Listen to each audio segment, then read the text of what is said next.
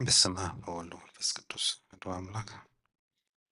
አሜን። ዘላለማዊ አምላኽ ንኽብረካ ነመስግነካን ኣለና ብዝሓለፈ ግዜና ንመዓዲ ክትባረኸልና ፀዊዕናካ እቲ መዓዲ ናይ ስጋ ኮይኑ በሊዕና ሰቲና ፀጊብና ሕጂ ከዓ ናይ ነፍሲ መግቢ ክንበልዕ ክንሰቲ ብኡ መንገዲ ከዓ ንህይወት ንበረኻት ክትገብረልና ፈቃድካ ይኹነልና። ተማሃርናዮ ትምህርቲ ብዝበልዕናዮ መግቢ ክንድሕን እምበር ክንህሰይ ትግበረና ኣምላኽ። ነቲ ዝተቐረበ መግቢ ክልቲኡ ብስጋን ብነብስን ዝቐረቡልና ብዙሕ ግዜ ብዙሕ ሰዓት ብዙሕ ዓመታት ደኺሞምን ፀሚኦምን ተማሂሮምን እዮም እሞ ንዓኣቶም ከዓ ጎይታ ፃምኦም ሃቦም ንዓይኒ ሰብ ዘይኮነስ ንበረኸት ንጥዕና ንመንግስተ ሰማያት ግበረሎም ኣምላኽ። ብቐንዱ ከዓ ንኩላህና እውን ኣይትግደፈና ካባና ይትረሓቕ ኣምላኽ ብስም ወላዲትካ ቅድስት ድንግል ማርያም ምስ ኩሎም መላእክትካ ንምስግነካን ንምህለለካን ኣለና። ነዚ ሰዓት እዚ ፍሉይ ሰዓት ንዘበናት ዝተዳለወ ንዓመት ዝተዳለወ ንኩሉ መግቢ ክንበልዕ ክንሰቲ እውን ዝገበርካልና ደጊምና ነመስግነካ ኣለና። ዝተረፈ ግዜ ነባርኽልና ኣቡነ ዘበሰማያት ንበል።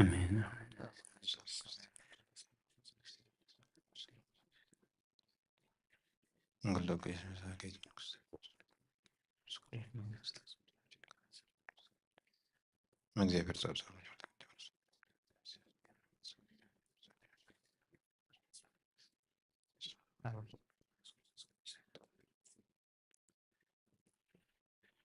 ራይ ሃብትና ክሳብ ትዳሉ ሓንቲ መዝሙር ወመኑ መሃሪ ዘከማከ ወመኑ መሃሪ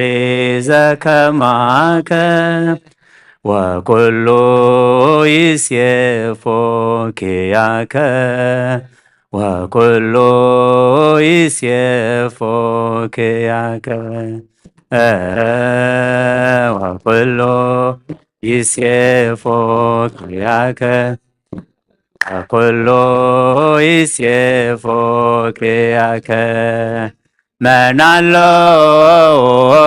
መሃሪ ከማኻ መናሎ መሃሪ ከማኻ ኩሉ ድማ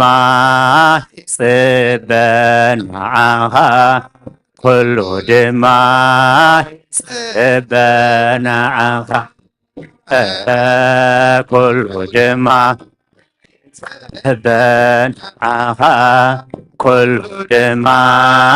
ይጽበን መዓኻ እንታይ ኣሎ ንስኻ ዘይትኽእሎ እንታይ ኣሎ ባእኻ ዘይኮነ ኣሰይ ኣሰይ ተሓጒሰ ኣነ እንታይ ኣሎ መሃሪ ከማኻ መናሎ መሃሪ ከማኻ ኩሉ ድማ ይጽበን መዓኻ ኩሉ ድማ ይጽበን መዓኻ ኩሉ ድማ ይጽበን መዓኻ ኩሉ ድማ ይጽበን መዓኻ ኣይጠምን እየ ዝብላዕ ስኢነ ማና ዘውርህድ ኣምላኸይ ኣሚነ ኣይጠምን እየ ዝብላዕ ስኢነ ማና ዘውርህድ ኣምላኸይ ኣሚነ መናሎ መሃሪ ከማኻ መናሎ መሃሪ ከማኻ ድማ ይጽበን መዓኻ ኩሉ ድማ ይጽበን መዓኻ ይጽበን ኩሉ ድማ ይጽበን መዓኻ أجنغني موسى سينا بحر زمك يسوس يامينا أجنغني موسى سينا بحر زمك يسوس يامينا من الله بحري كما من الله بحري كما كل دماء سبناها كل دماء سبناها بايس سبناها كل دماء سبن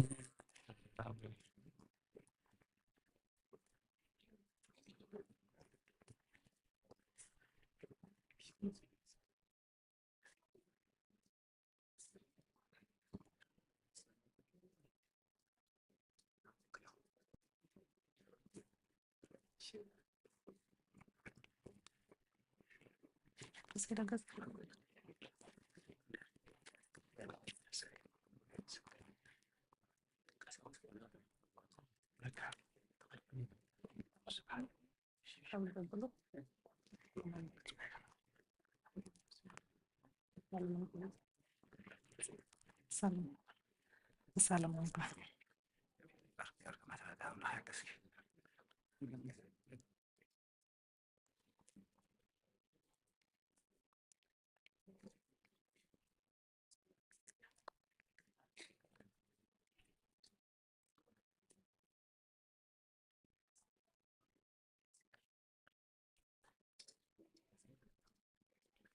شيء تولي عائلة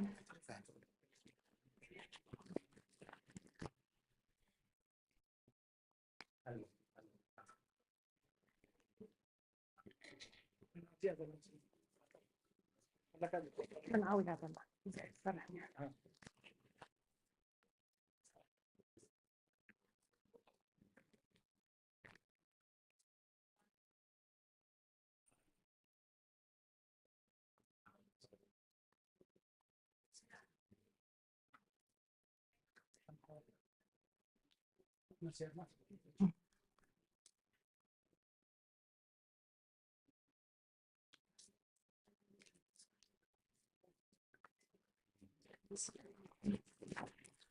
سمع الله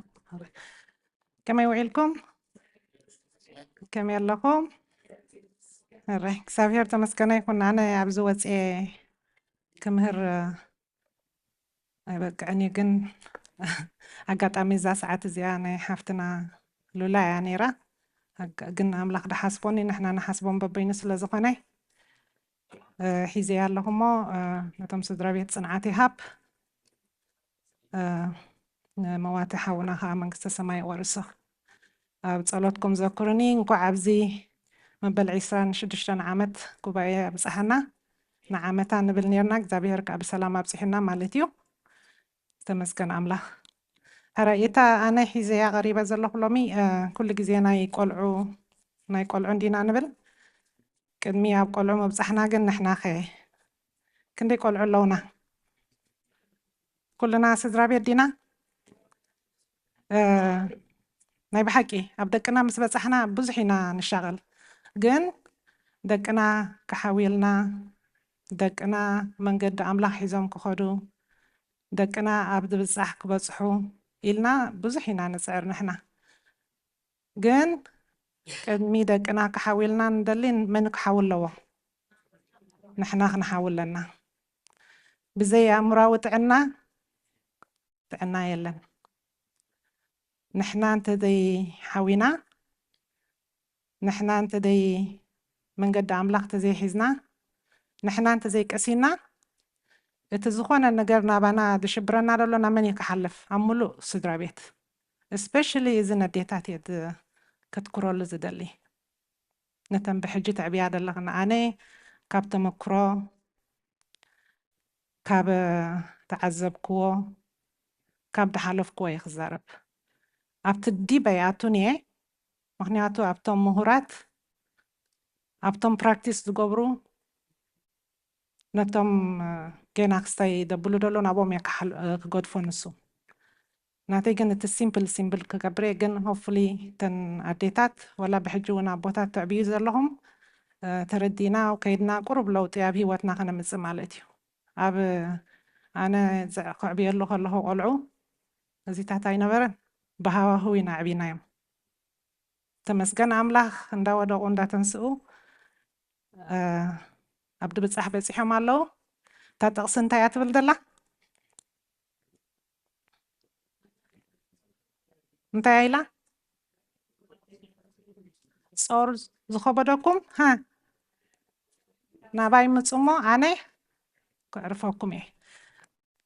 ዝኾነ ነገር ናይ ሓንጎል ሕማም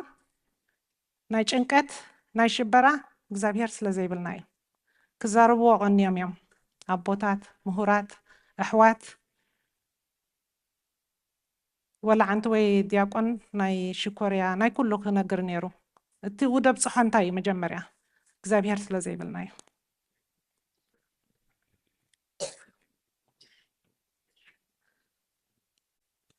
እንታይ እትብል ዘላሳ ጉዕዞ ሽሕ ማይል ብሓንቲ ስጉምቲ እዩ ዝጅመር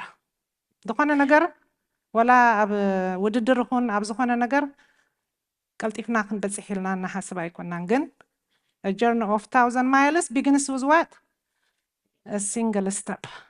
በብቁሩብ ኢና ክንዓብድ ኣለና ሕራይ እቶም ደቅና ዳዕቤና ኣርኣያ ክንከውን ኣለና ደቀይ ወዲኦም እዮም እሞኒ ኣነ ወላ ሓንቲ ይግድሰንን እዩ ናይ ወዲ ክስቶ ናይ ወዲ ሰው ዘይኮነ ቀደም ኣብ ዓድና እንታይ ይድበሃል ኣብዚ ዓዲ a village it takes a village to raise a child ኣብ ዓድና ካኹም ይወዲ ጎረቤትካ ይዛረበካ ዝሓለፈ መንገዲ የብለካ እሱ ስለተሳእነ ኢሎሚ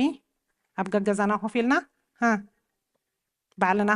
ምስ ኣምላኽ ካብ ኣምላኽ ከመንሓቢ ኢና ኣለና ማለት እዩ ትኹነታት it is okay to ask for help when you need help ንሓትት ዶ ብዚ ግዜ እዚ ንሓትት ዶ ኣብኡ ከለና ኢና ኣብታ ዘለናያ ገዛ መታን ከይብሉኒ ከይትብለኒ ወዶም ንፉዕ እንድዩ ደቆም እሶም ከዓ ከማና እዮም ስትራግል ዝገብሩ ዘለዉ ከምቲ ኣነ ተጨኒቀ እየ ዘለኹ ንሶም ከዓ ይጭነቁ ኣለዉ ኣቦና መንቀርዮስ ትበልዋ ሽሞም ኣቢለያ ከይከውን የለዉ እንዳ እምበር መንቃርዮስ የቕሬታ ስለዚ የለዉ እንታይ ኢሎም ስትጣውላሲ ክንበልዓሉ ጥራይ ኣይኮናን ኮፍ ኢልና ከዓ ክንዛት የሉ ስለዘይ ብሓደ ኮፍ ኢልና ስለዘይ ንዛረብ ኢና እዚ ኩሉ ጭንቂ ዝመፀና ደሎ እዚ ስፔሻሊ ኣብ ኤርትራውያን ማለት እዩ ኣባና ክንደይ ሽግር ሳይንስ you need a mental health ናይ ብሓቂ ኣብዚ ግዜ እዚ ኣብ ደቅና ከፍ እዩ ዘሎ ናይ ብሓቂ ኣብ ገዛ ኮፍ ኢሎም ካብ ቤድሮሞም ኣይወፁ ምስ ካልኦት ኣይከዱ እዚ ቴክኖሎጂ ሕጂ ከዓ ጥቕሚ ኣለዎ ግን ጉድኣቱ ከዓ በዚሕ ኣሎ መጀመርያ መን ክዕረ ኣለዎ ንሕና ወለዲ ንሕና ቴሌፎን ተሒዝና ኣይተሓዙ እንተይልካዮም እንታይ ጥቕሚ ኣለዎ ንሕና እንድሕር ስክሪም ዓዊልና እንድሕር ክንዛረብ ኮይና ኣይተዛረቡ ክትብሎም እንታይ ኣለዎ እንድሕር ንሕና ንሰቲ ኮይና ኣይትስተዩ ክትብሎም እንታይ ትርጉም ኣለዎ መጀመርያ ንሕና ኢና ኣርኣያ ክንከውን ዝግባአና ንሕና ስፔሻሊ ሕጂስ ኣብዚ ግዜ እዚ ብዙሕ ንጭነቕ ናይ ብሓቂ ኢና ንጭነቕ ኣረኖ እንድዒ ኣመልዲና ጌርናዮ ወላ እንታይ ኣይንድቅስ ብዙሕ ሓሳብ እዩ ዘለና ብሃገር ንሓስብ ብደቅና ንሓስብ ብጎረቤትና ንሓስብ ብኩሉ ግን እቲ ልዕሊ ኩሉ ግን መን እዩ ከቕስነና ዝግብኦ ብዘይካ እግዚኣብሔር ካላ ሓደ ወላ ሓደ የለን ግን እቲ ፍርቂ ንዑ ንህቦት ንሕና ድበዝሕ ንሕና ሒዝናያስ ተንቁሩብ ንዑ ኢና ንህቦ ኣነ ኣባይ ዘሎ እየ ዝዛረብ ዘለኹ ማለት እዩ ካብዚ ነገር እዚ ከዓ ክንርሕቕ ኣለና ማለት እዩ ኣብዚአን ኣለዋ እንተዳ ንርየን ኣለና ብዙሕ ሕቶ ንሓተን ከም ሰብ መጠን መብዛሕትኡ ግዜ ንኣምላኽ ስለምንታይ ንዓይ ኣነስ እንታይ ምስ ኮንኪ እየ ንምንታይ ንዓይ ትፍትነኒ ከም መንበሊፅና ኣቦና ኢዮብ ኣብቲ ኣላ ናቶ ስእሊ ከም ኣቦና ኢዮብ ቅኑዕኒ እዙዙን ሰብ የለን ግን ፈተና ወሪድዎ ነቲ ፈተና ግን ከመይ ገይሩ ወፂዎ ንፈልጦ ኢና ንሕና ኩሉ ግዜ ነዛ ነብስና ንምንታይ ንዓይ ንምንታይ ንደቀይ ንምንታይ ንሃገርና እቲ ዝበለፀ ሕቶ ክኸውን ዘለዎ ኸ ሓደ ሓደ ግዜ እግዚኣብሔር ኣበይ ነርካ ኣበይ ኣለኻ ኣነ ናትካ ባርያ እየ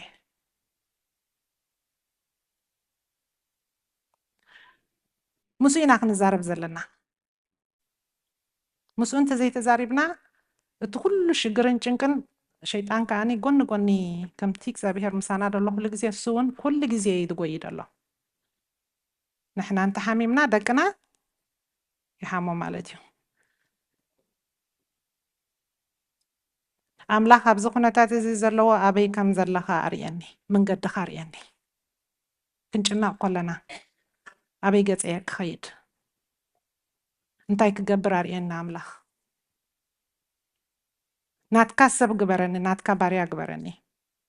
ነዚ ምዝርዩ እዮም ካ ደቅና ክስዕቡና ዝኽእሉ ግበር በዚ ኺድ እንታይ ንቆልዓስ ግበር ኣይትበሎ እቲ ዝግበር ግን ኣርእዮ ኣብቲ መዝሙር ዳዊት እንታይ ይብለና ንስቡራት ልቢ ይሕውዮም ንቁስሎም ድማ ይዝንን ኣብተን ሳይን ተርኢናየን እንታይ ሜንታል ሄልዝ ኣብ ዓድና ሜንታል ሄልዝ እንታይ ብልዎ ፅሉል በይኑ እንተኮይኑ ተፀሊሉ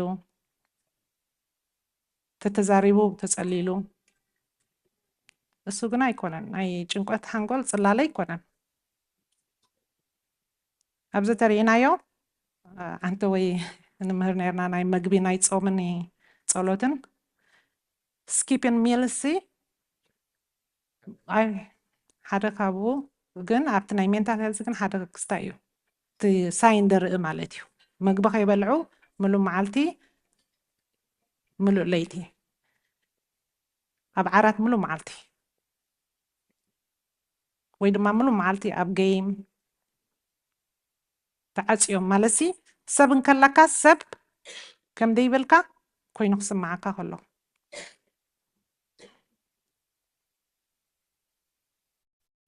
እዘን ሳይን ባዕልኹም ረኣይዎን ኩለን ካብ ብሓደ ሓደ ዝኸይድ ምክንያቱም ግዜ ክቁጥብ ማለት እዩ እቲ ሳይን ናብኡ ደሎ ንርእዮ ዶ ኣባና ኣብ ደቅና እሞ በዚሑ እዩ ደሎ ናይ ብሓቂ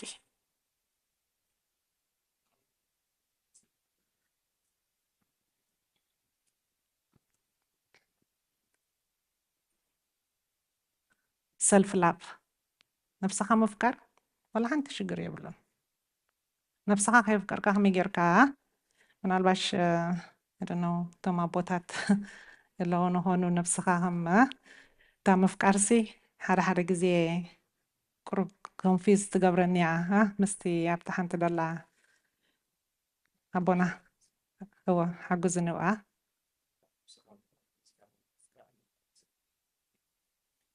ግን ነፍስኻ ከይሓወኻ ከመይ ጌርካ ተፍቅር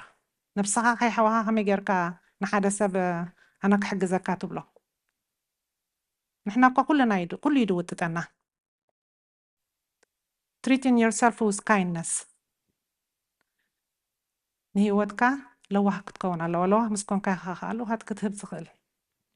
ሓንቲ ወይ ሓንቲ ሓፍትና ሚ ታይም ኢላ ክንቤሎ ደቂ ክንተበልኳሲ this is me time ኢላትኒ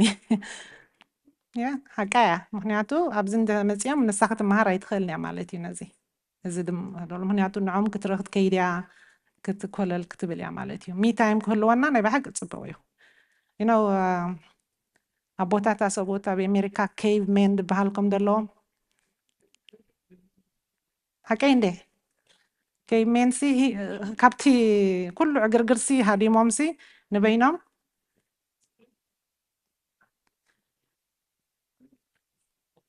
تعناها لعل كله تريا لك كله نمهار وعلنا لما أنت تنايت عنا قداي عنا أنت زي تخناخينا أنت زي أستبهلنا له أنت يمكن قبرينا مالتي ولا حنتي عنا زي بالكا ما نم صها تاش مخت قبري تخلنيها أنا ما نم كتحق زي تخلنيها لبنا زتري لنفسه يفكر أن مستوعال زي ده بلس أنه يركب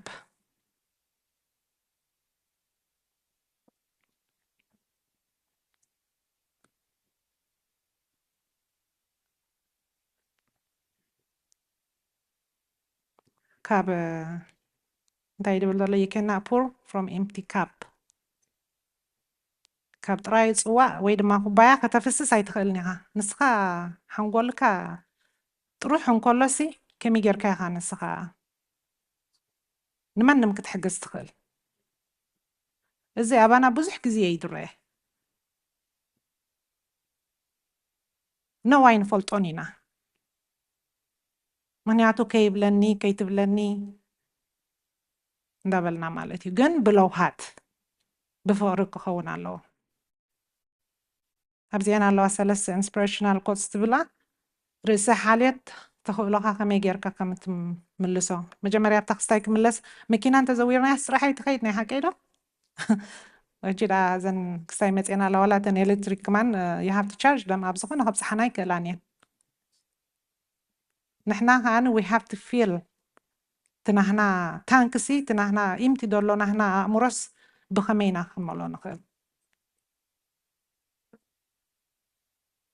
نفسها كتكنا خانن جزيان تزي بلكا جزيان كتركب مدب جزيان لنا سراحي أدغولعي أبغولعي جزيان بالليني كميلنا جزيان نحلفونه جزيان جنا لنا إكزابير يبناي جزيان تد أنا بحكي تتعبنا له مالتي جزيان ناتي خمس قدم عبيلس قلت كواس السعزم الله يكونن أدلايس لزخوني ما نمس السوق قبل كاخلي جن جزيك هالوكا اللوا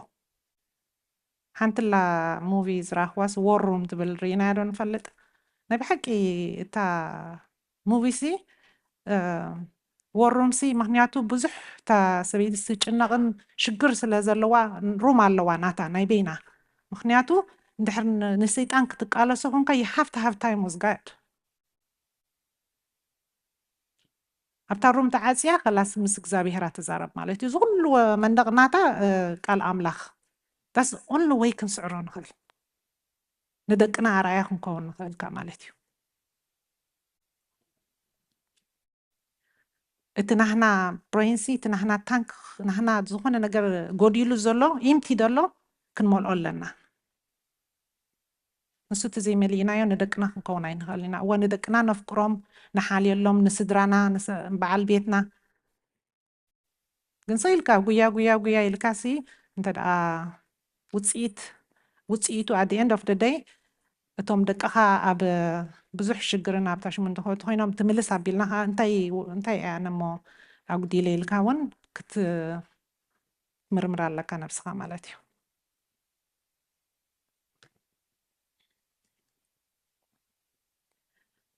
mental health awareness just listen أبانا بزلهم جزية الزعرب برد سمع يلني نهواك نزعرب أنا حكني ندبنا مخنياتو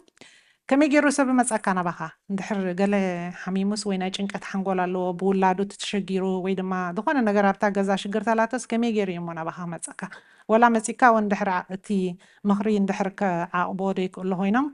مخروك هو بخات زي كوينام ويد ما تسني لهم كسمعوهات especially ناي حنقول دلو جنك السب تسني لك خصم مدري that's it just listen قال ولا حنت تبلون قريلا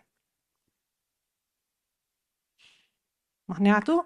ناتو خستاي سلازي بالكاسخة تمرت سلازي بالكا جن مسمع كنسمع كنكلالنا كسب كندي يدلنا جنزابنا أبو أبتناي mental health أبتناي جنكت حنقول مالتي تناي أموراوي سبات حاجز دليل من أبهاك ما تخلو ፅኒ ኢልካ ስምዓዮም ፅን ደቅና you don't listen to me ክብሉ ሰሚዕኩም ዶ ይብሉ ዶ you don't listen to me ንሶም ጥራይ ክሰምዑና ኢና ንደሊ ግን ብዙሕ ነገር እዮም ክነግሩና ዝደልዩ ሕጂ ንሕና ስለ ዘይሰማዕናዮም ኣበይ ይኸዱ ኣለዉ ማለት እዩ ናብ ድሰምዖም ይኸዱ ንምንታይ እዮም ደቅና ቤተክርስትያን ዘይመፁ ንምንታይ እዮም ከምዚ ዘይኮኑ ንምንታይ እዮም ወዲ ክርስቶ ከምዚ ኮይኑ ወዲ ክርስቶ ኣብ ቤት እግዚኣብሔር ብዙሓት እዮም ዝጠፍኡ እንታይ ስለ ዝኾኑ እዮም እዚኣን ነፍስና ባዕልና ክንምልሳ ማለት እዩ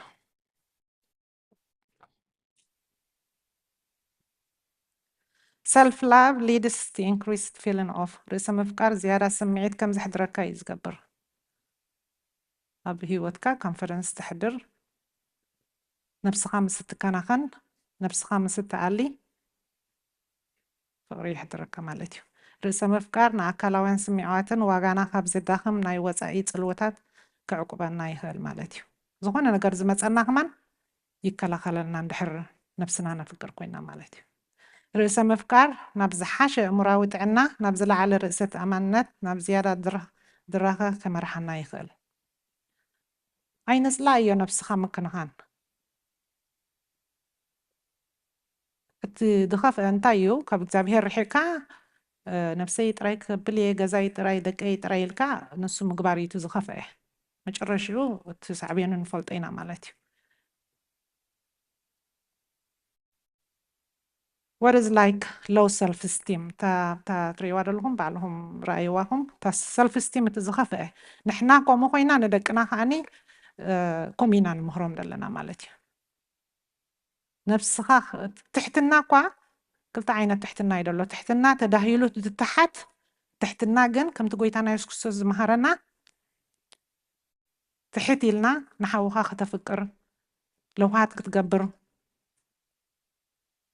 ከምቲ ትሕት ኢሉ ንደቂ መዛሙርቱ እግሮም ብሓፀቦም ኣብ ነንሕድሕድና ከምኡ ንክንገብር እዩ እቲ ሓደ ትሕትና ዝብሎ ዘለኹ ኣነ ግን ንነብስኻ ኩሉ ግዜ ውላድካ ኣታ ሕማቅ ከምዚ ደይ ትገብር ወዲ ክርስቶስ ከምዚ ትሪኦ ኣለኻ ዶ ሕጂ እንታይ ድስሙ ኣብቲ ነብሶም ኣብቲ ሂወቶም እንታይ ትገብር ኣለኻ ማለት እዩ low self esteem ንዓኻ ከማን ከምኡ ስለ ደዓብኻ ከምኡ ተሕልፍ ኣለኻ ማለት እዩ ታብ ዓመ ዝነበረት ታ ጀነሬሽናል ከርሲ ክስበርኩም ዘለዎ ዝኾነ ነገር ፅቡቅ ትምህርቲ ኣለና ኣብ ወለድና ግን ሕማቅ ነገራት ከኣለና ገለ ነገር ክስበር ኣለዎ ማለት እዩ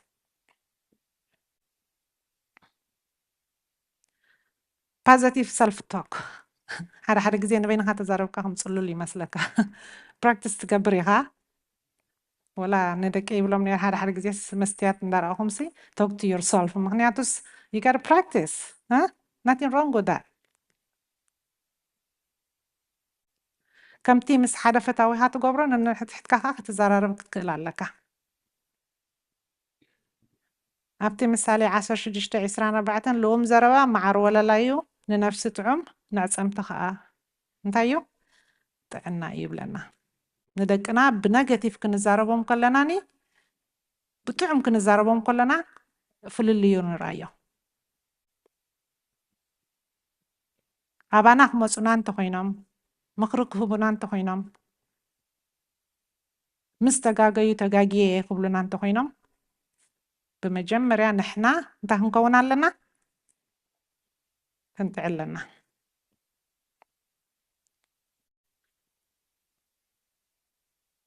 You are Ziasi by Maya Angelou. You are alone, are enough. You have nothing to prove to anybody. ብዙሕ ግዜ ንገብሮ ንሰብ ኢና ንገብሮ ንሕና ክስቶ ክሕጎሰለይ እንታይ ከይብለኒ ከምዚ እንተገይረስ ክትኩሪ እያ ብፍቅሪ ተኮይኑ ግን ከምኡ ክኸውን ኣይግብኦን እዩ ንስኻ ንበይንኻ ኢኻ ንዝኾነ ንማንም ይኹን ወላ ሓንቲ ነገር ተረጋግፀሉ የለን ልዕሊ ኩሉ ከነረጋግፀሉ ዘለና ንመን እዩ ሴት ነቲ ዝፈጠረና ንዑ ኢና ክንረጋግፀሉ ዘለና ንሰብ ኣይኮናን ሰብ ድሓር እዩ እግዚአብሔር ምስ ፈለጥና ኢና ከዓ ንሰብ ክንሕጉስ ንደሊ እዚኣ ብዘላሲ ናይ ብሓቂ እያ ታሽሙ ትኾነና ኣብዚ ግዜ እዚ ብዙሓት ኣለዉ ደቅና ከምኡ ወላ ንሕና ንባዕልና feeling lonely even when you are not alone ክንደይ ይስማዓናኹም ብዙሕ ቤተሰብ ከለዉ ስድራ ቤት ከለዉ ጎረባብቱ ከለዉ ንበይናኻ ኮይኑ ስማዓካ ኩሉ ግዜ ፊልሲ ኢምቲ ኣለና ኣለዉ ብዙሓት ደቅና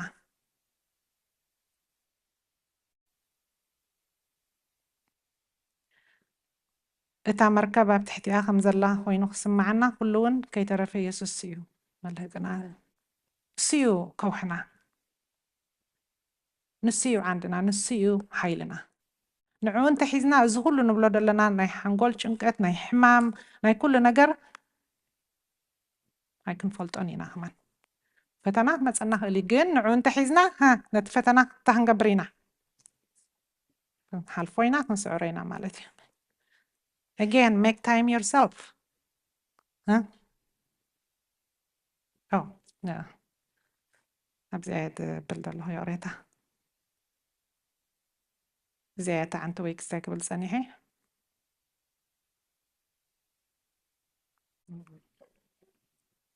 استقيريا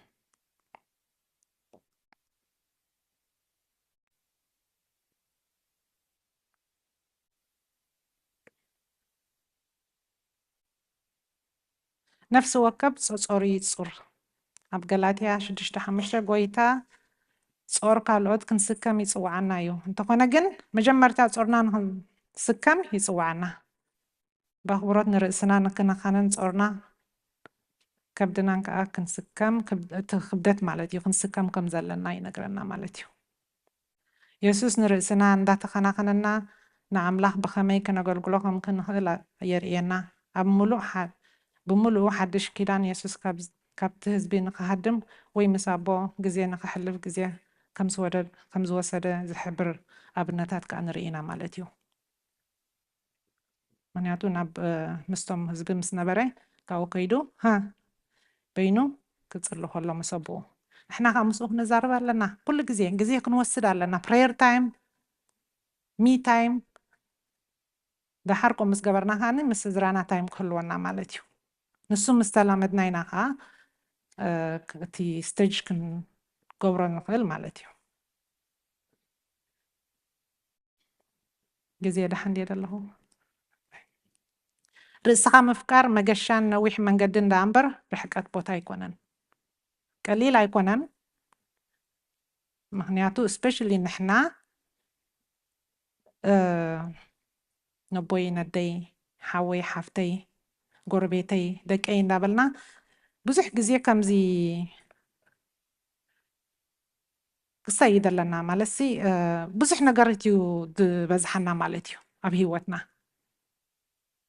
ግን ርሑቕ ኣይኮነን ድኾነ ነገር ክንገብሮ እንድሕር ንኽእል ኮይና ብሓይሊ ኣምላኽ ክንገብሮ ንኽእል ኢና ድኾነ ነገር ክገብሮ እየ እንተኢልካ ይግበር እዩ ጥራይ ንሕና ክንብገስ ኣለና ማለት እዩ زي عنتوي كبلاد صناحكي نو موبال كنفلطو لنا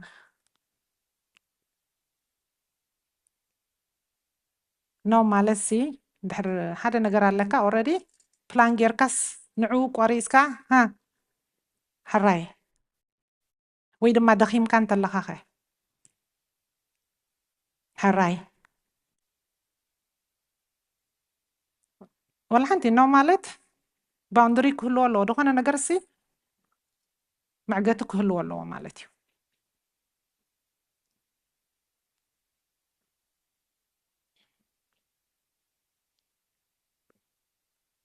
نجزع رسخة على تاو زربا مزراب حجة خانا بيك خيد بلان كهلونا لو وي إذا علم زيادة تهلو جناويت سيلكا نخت نبر الله ور علامة لو هم تعنا كله بزي ناتو صراحة كنسرح يمسينا عالم كنا حقوس ديكونس ناتو صراحة كنسرح حجة خنا بيه نبيه خو قعز كنبل كلنا نمنينا كنحز لنا مالتي أبقوننا بغدمينا قوننا بدحرينا እግዚአብሔር ደቅና ከዓኒ ንዑ ምስ ንገብር እዮም ምስ ወፁ ኣብ ካሌጅ ይኹን ኣብ ዓለማዊ ስራሕ ምስ ኮነ ኣብ ዝኾነ ዝኾነ ነገር ክመፆም ከሎ ብቅድሚኦም ፌስ ክገብርዎ ዘለዎም ማለት እዩ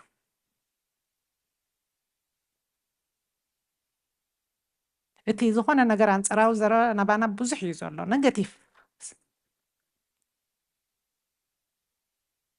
ወላ ክንፀርፎም ከለና ከምዚ ኣብ ዓድና ቀደም ትፀርፊ ልማድ ናባና ወሪዱ ሰኢልና ብድመፀና ንፃረፍ ማለት እዩ ናይ ሕጂ ደለው ቆልዑ ግን ናይ ደቅና ኣብዚኣ እዮም ድነኽስዋ ሓቀይ ደ ኣዶኖ ናተይ ጥራይ ከይኮኑ ከምዚ ኢልክኒ ነርኪ ንእሽተይ ከለኹ ሃሪምክኒ ንእሽተይ ከለኹ ኢሎም ሲ እንታይ ይገብሩ ውይ ናይ ድሕሪት ተመሊሶም ንሕና ግን ቀደም ፀቂጥናዮ ንቅድሚት ንኸይድ ማለት እዩ ንሶም ግን ኣይገድፉን እዮም ዳስዋይና ጥቃቅ ዘለና ማለት እዩ ዝኾነ ነገር ብፍቅሪ ብለውሃት ጎይታና ኢየሱስ ክርስቶስ ኩልኩም ትፈልጥዎ ኩሉ ክብሎም ከሎ ንኩሎም ናብ ፈሪሳውያን ይኹን ንኩሎም እቶም ህዝቢ ክቆፅዖም ከሎ ብፍቅሪ ይዛረቦም ነይሩ ወላ እንዳገንሐ ዳ እምበር ካም ኮይኑ ማለት ሲ ቀስ ኢሉ ማለት እዩ ብምድሃል ዘይኮነ ማለት እዩ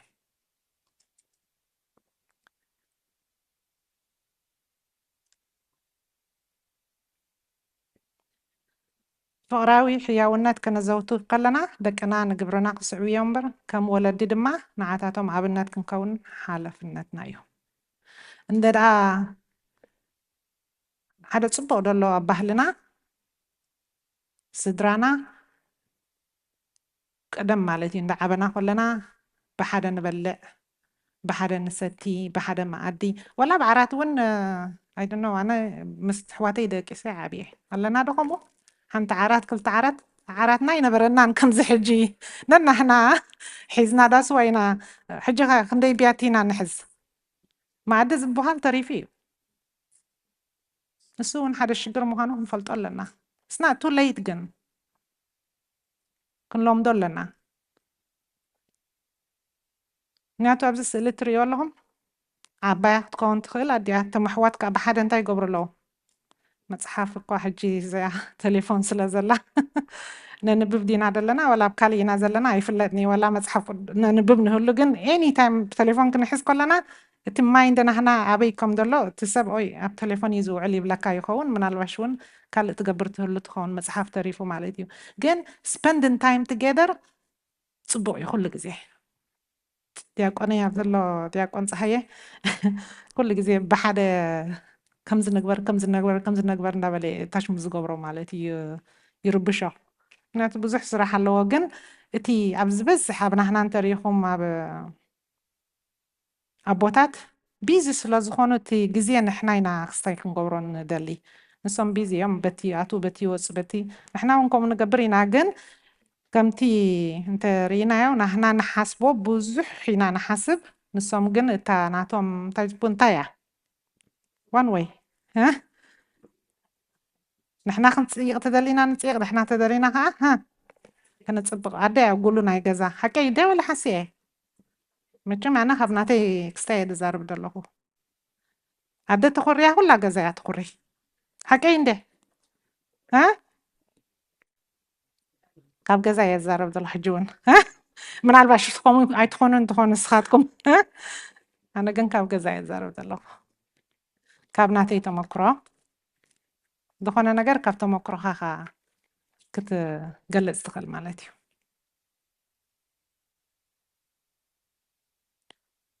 how to take care of yourself emotionally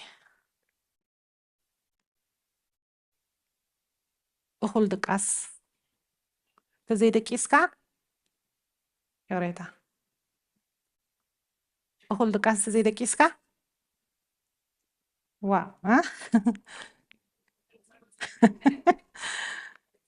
ጨበርበርበርበር ኣብ ስራሕ ሲ እንተ ደኣ ኣለዋ ሓደ ኣብቲ ንሕና ንሰርሓሉስ ማዕፆ እቱ ከይበላ ኮምፕሌን ክገብራ ይጅምራ ኦማይ ጋድ ምክንያቱ ሲ ሃቭ ቱ ወርክ ክሰርሕ ኣለካ መፂኻ ሜይቢ ሰዓት ክንዲ ዝዶ ኮይኑ ይብላኻ ኦልሬዲ እንታይ ስለ ዝኾነ እዩ እቲ ሓንጎል ናትካ እንታይ ይኸውን ኣሎ ማለት እዩ ገዛ ተመሊስካ ክንታ ክትገብር ኢኻ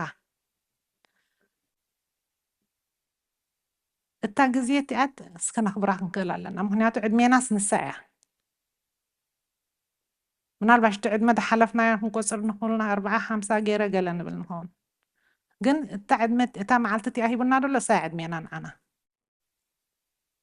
ምክንያቱ እንታይ ከም ንኸውን ኣይንፈልጥን ኢና ብዙሓት መደብ ዝነበሮም ነይሮም ኣብዚ ክመፁ ንሕና ከቦም በሊፅና ኣይኮናን ግን እግዚኣብሔር ስለ ዝሓርዮ ንሕና ከዓኒ ግዜ ሂቡና ኣሎ እቲ ግዜና ከዓኒ ደቅስ ግን ደቃሲ ኣይትኹን እየ ዝብል ዘለኹ ደቃስ ክንደዮም ዝብልዋ 8 hours 8 hours ምውስዋስ ኣካላት ኤክሰርሳይዝ መዓስ ኢና ንጅምሮ 40-50 مساعتنا شعهم قوي زب نجمر قال يا الله حساس اللي دس اللي يتم زعلت بتجمتوا على أمي كنا أتك أهلك قاتين كجلا يبلع نشتي قال إسراء حمد نقول تخيد مش تخيد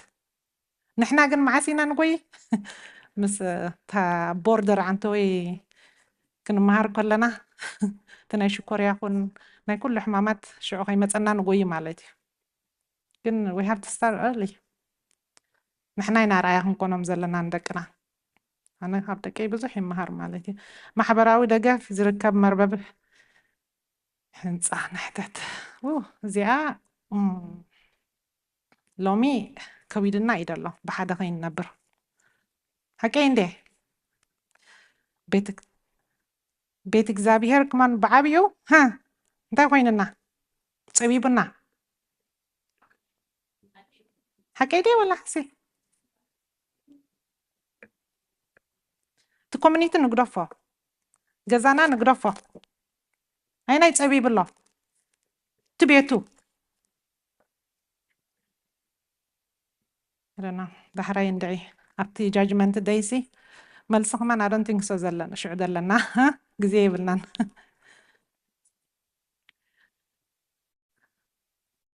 عبيت مسمت ريتايرمنت زخونس بزحات علو جزاخوف زبلو حجب جزاخوف مسبالكات نبلو نبرنا عن توي انت دا عادي تنقساقيسكا انت دا مس حواتكا مستوم كما هذا عمسولو امريكان مسراهم مس ريتايرمنت نوص ابي قصم يوم زخورو قولو في تصاوتو اللهم ناتهم بروغرام مالتي نحنا جن جزا يوعلو يبلو جن يلن نتي تشمو بحدا هينكا هنصا مفترس يلن كنلوم ده هنكلا لنا هذا يدي جمرو مس خدي تجمرو دامو يبلها مس خندو قبرو نو نحنا ينا هنجمرو زلنا تكنا يتينك بقزام قومتنا كم تنحنا زقبرنا لهم نرسينهم بعلنا ينا فتر دلنا حكيدي نال واشتنا عشتو دلهم جنا سلا زلهم سوري صح قبركنا يدلني ها قول عدلكنا كون كل جزء كابن اشتي كل خاي نمنتاي امريكان ريتايرمنت تاش مسيف دقبرو كن حاسب لنا نحن حريك سبت دلنا املاح زبلنا ها تني على ما ونقر دلو كن تقبرو لنا مالتيو قدامنا تتهبو نقرات مدب ممس زمت يكون انا هو كنكيد جن اندحر زيا خوينا تانات كالو ما انت بلان عاود قدم نعاكن ود علنا unless is emergency دحر emergency خوينا حنت هنقبرين خلينا نرسخا راح اري عنتو يليا نيري ننفسنا لو هات كنكونا كنقصعا داي كونسي كنلوها لنا ولا حنتي يكون النفسخا تكناكن تكنسي وصينا نفسنا انت تخناخينا شجر يلن سب حدارنا هافتو مبر ولا حنت خستاي يكونن يوم حقيده دس بلو منبره ها كل جزي اندحرت تاشمر يوم خاتج اني كاتشجركا حمي كاتر يوم خاص انتاي ما ولا حنت the same thing فيروس مش تحكين ده ها بصوت وانكم ايه تنقاقز ملو موسواس اكلات الزخبلو انا حكي مالتيو حجز زي حجز يعمد لاي زي اخن الله مدالنا حكي بونت كلنا جزانات عزينا نو مسموتنا ابتي كنكبر مس حممنا أب هوسبيتال كونغوي እንከሎ ስታ ክንገብር ክንክእል ኣለና ክንተሓጋገዝ ሓቂ ቦነት ኣብዚ ብዙሕ ነገራት ኢና ነጉድል ኣብዚ ገዛይ ስለ ዘለና እንታይ ቅድሽና ኣነ ቢለይ ዝኸፍል ቢለይ ኣይከፍል ኣሎ ክገዛና ኣለና ክንደይና ምስ ጎረባብትና ንፋለጥ ኣብቲ ገዛውትና ማለት እዩ ቤተክርስትያን ጥራይና ንሕና እንታይ ዝበሃል ወይ ድማ ኣብቲ ኮሚኒቲ ምስ ጎረባብትና ብዙሕ ዶ ንፋለጥ ጥቓና ደለዉ ብዙሕ ኣይኮና ምክንያቱ ገለ እንተኮይንካስ ንመን ይትቐረበኻ እንታይ ዝበሃል ኣብ ዓድና ካብ ርሑቕ ዘሎ ዘመድካስ ቀረባ ደሎ ጎረቤትካ ሓገዝ ንሕተት ዝኾነ ነገር ክሽግረና ክጭነቐና ከሎ ንሕተት ኣቦታት ኣለውና ኣሕዋት ኣለውና ኣሓት ኣለዋና ከምዚ ተይልያስ እንታይ ክትብለኒ ዘይኮነሲ ብእምነት ማለት እዩ ስፔሻሊ ኣብቲ ቤት እግዚኣብሔር ንመላለስ ተኮይናሲ ክነብል ኣለና ማለት እዩ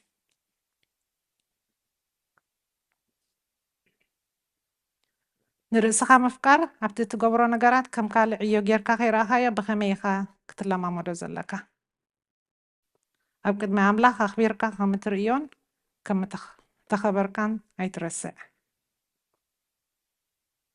ንዓና ክፈጥረና ከሎ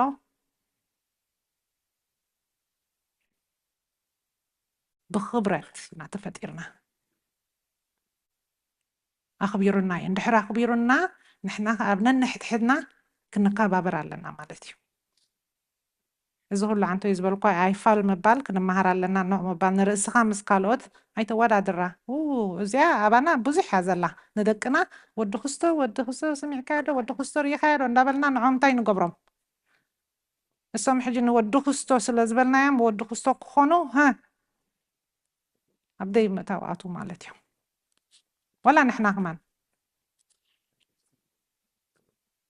ነፍስና ነወዳድራ ዶ ምስ ካልኦት ክንጥቀቕ ኣለና ብዚ ከምዚ ነገራት ምፍላጥ ሽግር ኣይኮነን ግን ፈላጥ የልካ ክትዕበ ከለኻ ንኻልእ ከተትሕት ከለኻ እዩ ሽግር እዚኣ ወዲኤ ሕጂ እዛ መጨረሻ እንታይ እትብል ዘላ ካብዚ ኩሉ እንታይ ንወስድ if it did not come from a healthy family make sure healthy family እንታይ comes to you ኩሉ ግዜስ ነቦይ ነደይ ብሌም ክንገብር ኣይንነብርን ኢና ወይ ናህና ዝኾነ ነገር ናይ ዝሓለፍናዮ ስድራ ቤት ሓንቲ ካብተን ብሉፃት ስራሓት ተፈጥሮ እያ ኣብ ገዛኻ ይጅመር ዝኾነ ነገር ካብዚ እንታይ ንወስድ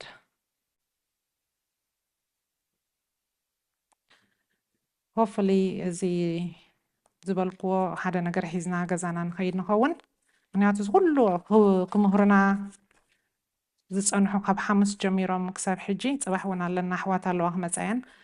ዝኾነ ንርእዮ ብዚ ሒዝና ገዛና ክንከይድ ሓደ ነገር ለውጢ ክነርኢ ኣለና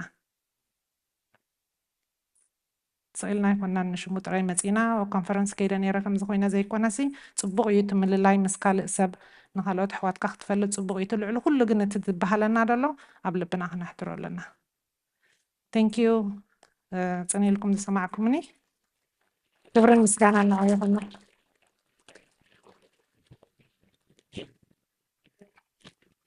እግዚአብሔር አምላክ ተክየ ዝሓልኪ ተሳሕተይ ቃለ ህይወት የስማዓልና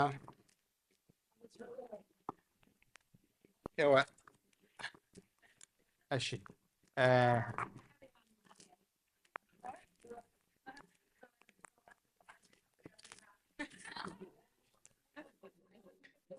I think سمعوا مثلني نايدك تبعتي بعت لا زاتو وايل كمو ابي اتركب لك الله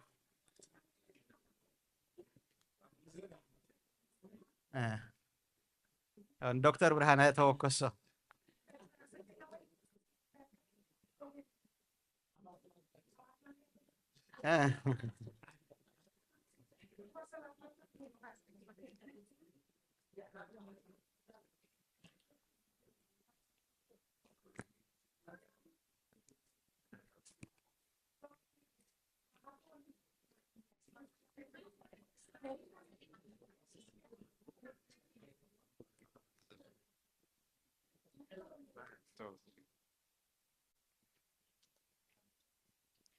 ታንኪዩ ኣብዛ መጨረሻ ተዛረብክያሲ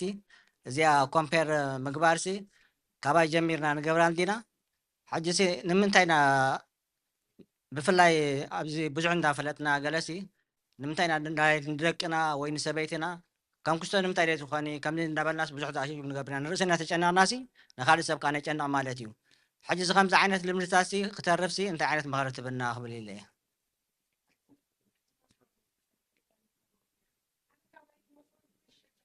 Ta. Speaker.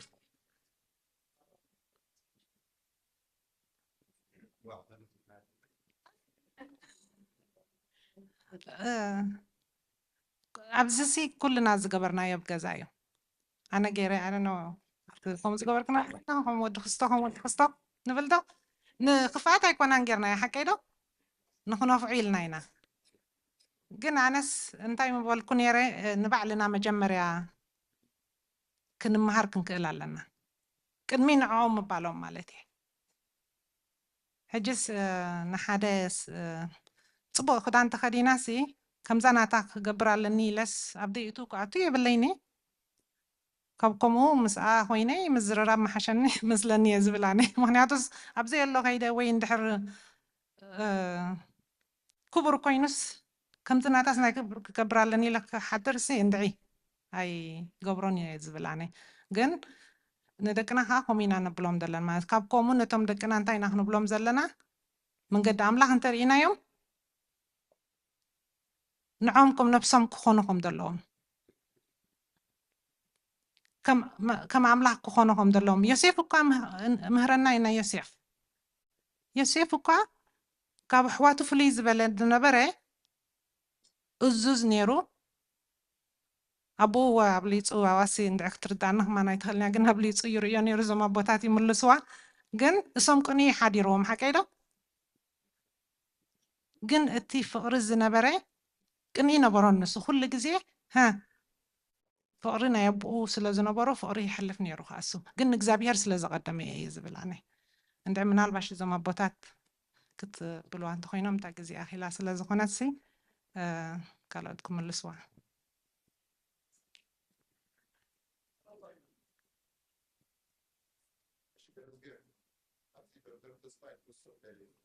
ፅቡቅ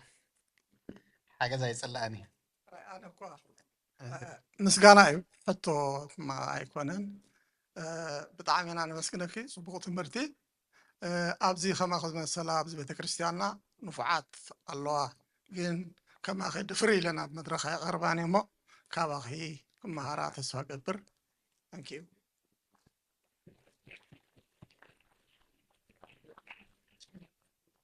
እሺ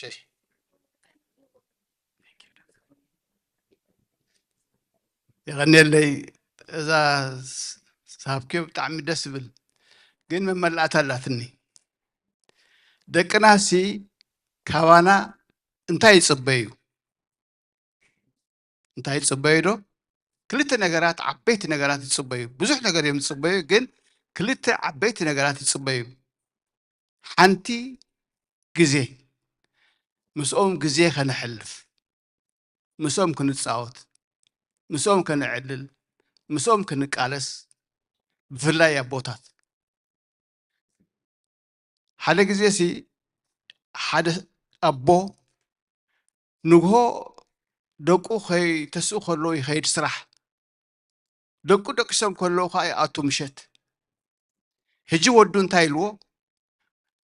ኣብታ ኣፍ ደገ ተፀቢይዎ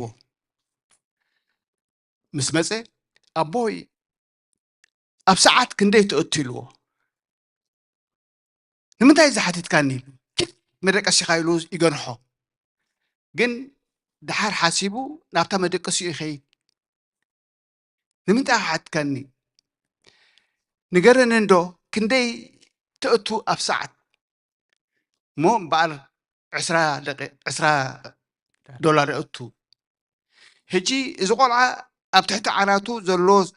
أغلاش أكيبو 10 قرشي نرنو 10 قرشي ألك حنيلو ألك حيو امبار إذا 10 قرشي هبكا لخو حدا ساعات كابها كجزء دليلو مسالا حدا ساعات كتحلف مسالا حدا ساعات حبيركا مسالا خدرريلو انتايو يتوالع جزي أبو مسؤوم كحلف سلدلي جزي كنحلف علينا مسؤوم اتغالاي تغنتا صفوف حدار معروق حدار فقر زلو حدار يصبيو ندحركم خوينو قالوم تاقوال نباز مسل كنمرع الدلي اتودي ولاد نديو تمثلي كنمرع الدلي رول موديل خدنا له مالتي هجي فوتوغراف حزوم فوتوغراف أبي يدوم حزوم خدو مال زي كونس أبا أمورهم فوتوغراف ناديو حزيت والعز غيد نعود نديو تمثلك مرعه بطبعها بسرعة بقول النقراتا يتقال كا نباز مثل أب كرسا أفتفوت أب أمورولو نباز مثل الدلي يقرموكم يو قاليسي درجان عايز مثل تمرح قرموكم كل بطبعي دولو إمو حدارنا كم عرقالو چق زلو حدار نحر كوينو عقرقر زلو حدار نحر كوينو صرفز مولو حدار نحر كوينو حدار قبرو يدلينيو أي نقولو خانيوم قنا يدلينيو سلازي إتن أقدستي نقرات كابانات صبيو كزي مسوم كنا حلف صفوف حدار كأخن كنتكليو مو يغني لي دكتور تصايق بعض. Thank you so much.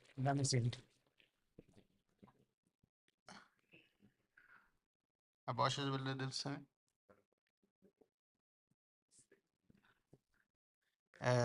I think دحراي جزية خلوا أنا hopefully إنبر تتكلم قلت في الكباليس أو سنة ሰላም ከመይ ውዕልኩም እግዚኣብሔር ዝተመስገነ ይኹን ሓደ ክልተ ነገራት እየ ክውስኽ ትህለ ኣክቹዋሊ ኣፍታ ዳክተር ተስፋይ ዝበላ ምስ ደቅና ብሕልፊ ኣቦታት ግዜ ክተሕልፉ ኣለኩም ሓንቲ